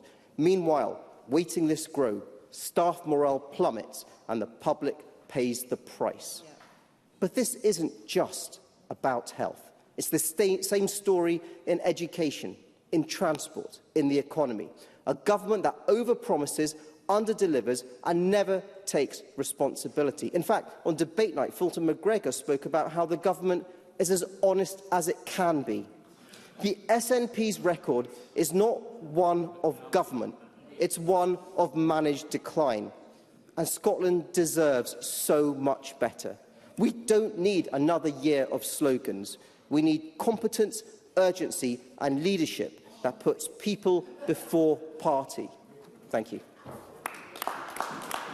Thank you. I now call on Neil Gray to wind up the debate. Cabinet Secretary, up to 9 minutes, please. Thank you very much, Presiding Officer. I'd like to begin by thanking the members of this Parliament for their contributions today. I think there's been a bit of a theme, Presiding Officer. Those MSPs who supported the budget, therefore got something to make progress on through the budget process and thereby contributed constructively to the debate, and those who did not, those who banged the tables, shouted loudly but in the end offered nothing, absolutely nothing in terms of ideas, nothing in terms of policies or progress for Scotland. There was an honourable exception. There was an honourable exception, Presiding Officer. Martin Whitfield's first half of his speech was constructive until he gave in to temptation in the second half of his speech and reverted back to type. I will give way to Martin Whitfield. I'm very grateful to Neil Gray for taking the intervention. I thank him for his time. Does he agree with me, though, with regard to the question of these bills, that we have a,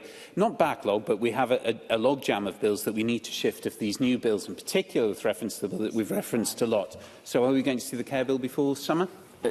We obviously want to make progress for the reasons that Martin Whitfield set out, and I've got an interest there, and obviously we want to make progress, and the scheduling of these will be brought forward as quickly as possible.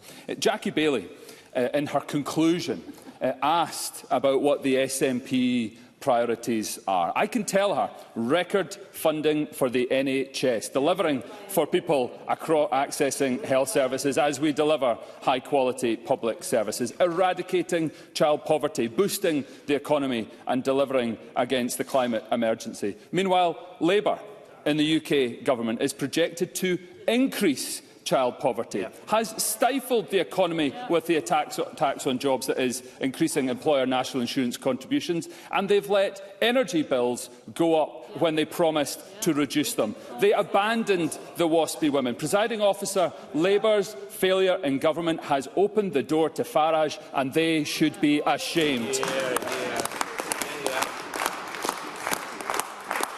There are a number of other contributions. I won't be able to turn to all of them, but I wish to pick up on some. Patrick Harvey referenced the peak rail fares removal, and in the spirit of consensus sought to support it.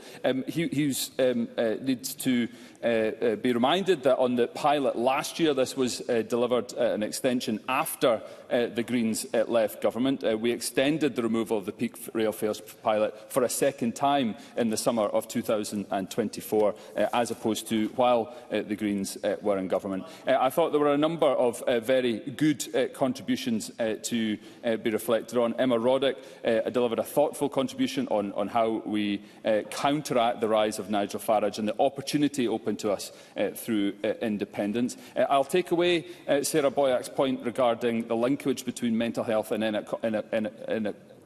economic inactivity, one which we are incredibly cognizant of and something we are delivering against, including in Lothian, where we understand there are specific challenges. I'll give way to Joe Fitzpatrick. Joe Fitzpatrick.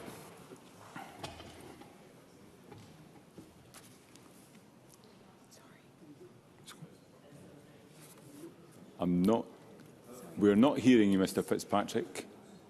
I'm going to have to invite the Cabinet Secretary to continue. Thank you. Kevin Stewart's focus on the health service, Audrey Nicholl on energy and the economy, Stuart McMillan for his work regarding non-surgical cosmetics, while also addressing the fact that this has been a cross-party effort.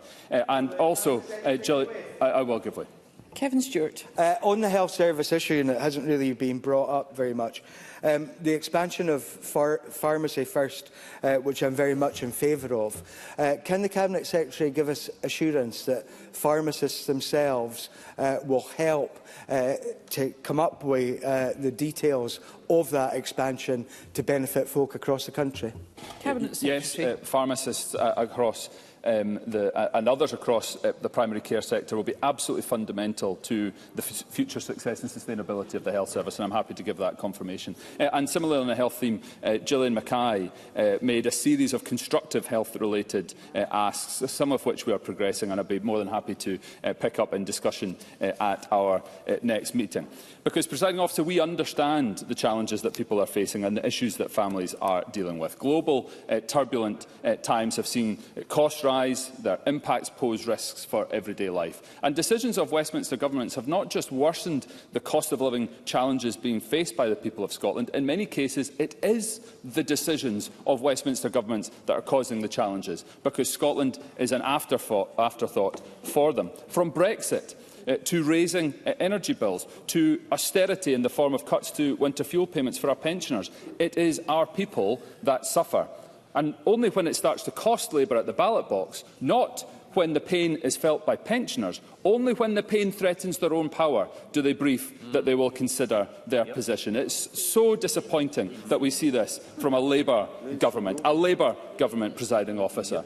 And it's in the face of this that we have set out a clear, focused agenda to deliver for people and communities right across the country. Whilst this programme for government sets out what we will do to achieve our key priorities over the coming year, it also underlines the many strengths and successes that have been delivered. Through child poverty levels remaining high, we are making progress. We are investing in early learning and childcare and housing, in measures such as the Scottish Child Payment, and these will support families to escape poverty. Child poverty levels in Scotland are falling at a time when they are rising in other parts of the country. In this programme for government, we are ensuring that businesses are in the best possible place to create jobs and grow the economy. A strong, dynamic, growing economy to support measures to invest in eradicating poverty and our public services. Our devolved employability programmes have supported tens of thousands of people to enter in and progress work. Scotland has a track record of success when it comes to attracting investment, and we are consistently outperforming other parts of the UK. But we are not resting on our laurels, and that is why we are accelerating a targeted programme of key engagements with our key investment. Scotland is and will continue to be a globally facing country, one that is open for business. To conclude, Presiding Officer, we have set out a clear, focused agenda to deliver in our programme for government and deliver for the people of Scotland. Indeed, I have set out we are delivering for all of Scotland. This is a programme for government that is focused on hope and delivery. It is a programme that shows that the government understands the reality of the headwinds that people are facing and that we are taking action. We are seeing progress in our health service. A&E waits are down, delayed discharge is down, and more procedures delivered. There is much more for us to do, but we are making progress. And they can't stand that, Presiding Officer, Labour and the Tories, because while we are delivering for the people of Scotland, they are contributing precisely nothing. They opted out of the budget process while others in the Chamber achieved something for the country. They failed to vote for the budget, a budget that is delivering progress on eradicating child poverty, for the economy, to combat the climate emergency and for our public services, because politics is their priority. Well, delivery is ours, and we are delivering, Presiding Officer. They can't stand it. Last year, they don't like it. They're rattled. Farage has got them rattled, Presiding Officer. Last year, Labour promised to cut energy bills, to end austerity, deliver change. Instead, they've shortchanged the people, continued to balance the books on the backs of pensioners and disabled, and they've allowed energy bills to go up. That failure to deliver has cost the Westminster parties this past week, but not nearly as much as it is costing the public, businesses and our economy. In stark contrast, Presiding Officer, this is a programme for government from a government that will deliver for the people of Scotland, and I will be proud to work for its delivery and further progress for Scotland.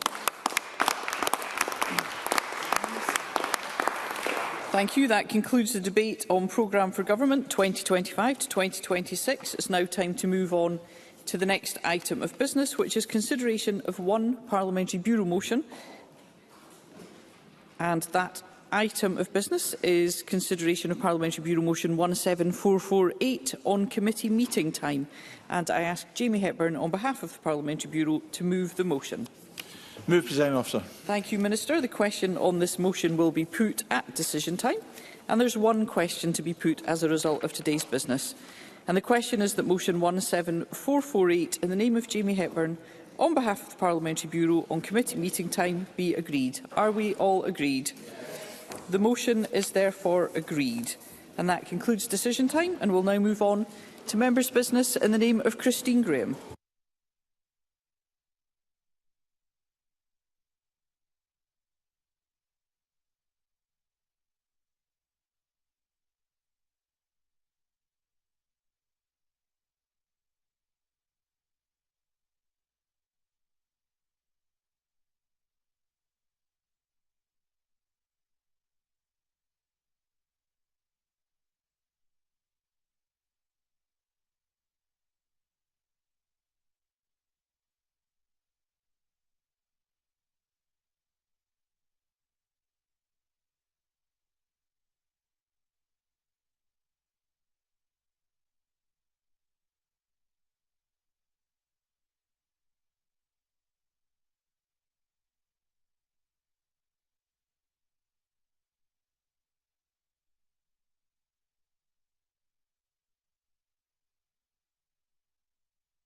Thank you. The final item of business is a members' business debate on motion 17145 in the name of Christine Graham on 30th anniversary of Echo Schools and Success for St Andrews RC Primary School in Gorebridge. The debate will be concluded without any questions being put, and I call on Christine Graham to open the debate. Up to 7 minutes, please. Thank you very much, Presiding Officer. First, I'd like to thank all members who signed my motion allowing this debate to proceed, and those who are remaining behind and those who are to contribute. And while I refer to St Andrews RC in Gorebridge, we will all have examples of eco schools, green flag schools in Scotland, and how important they are, because it is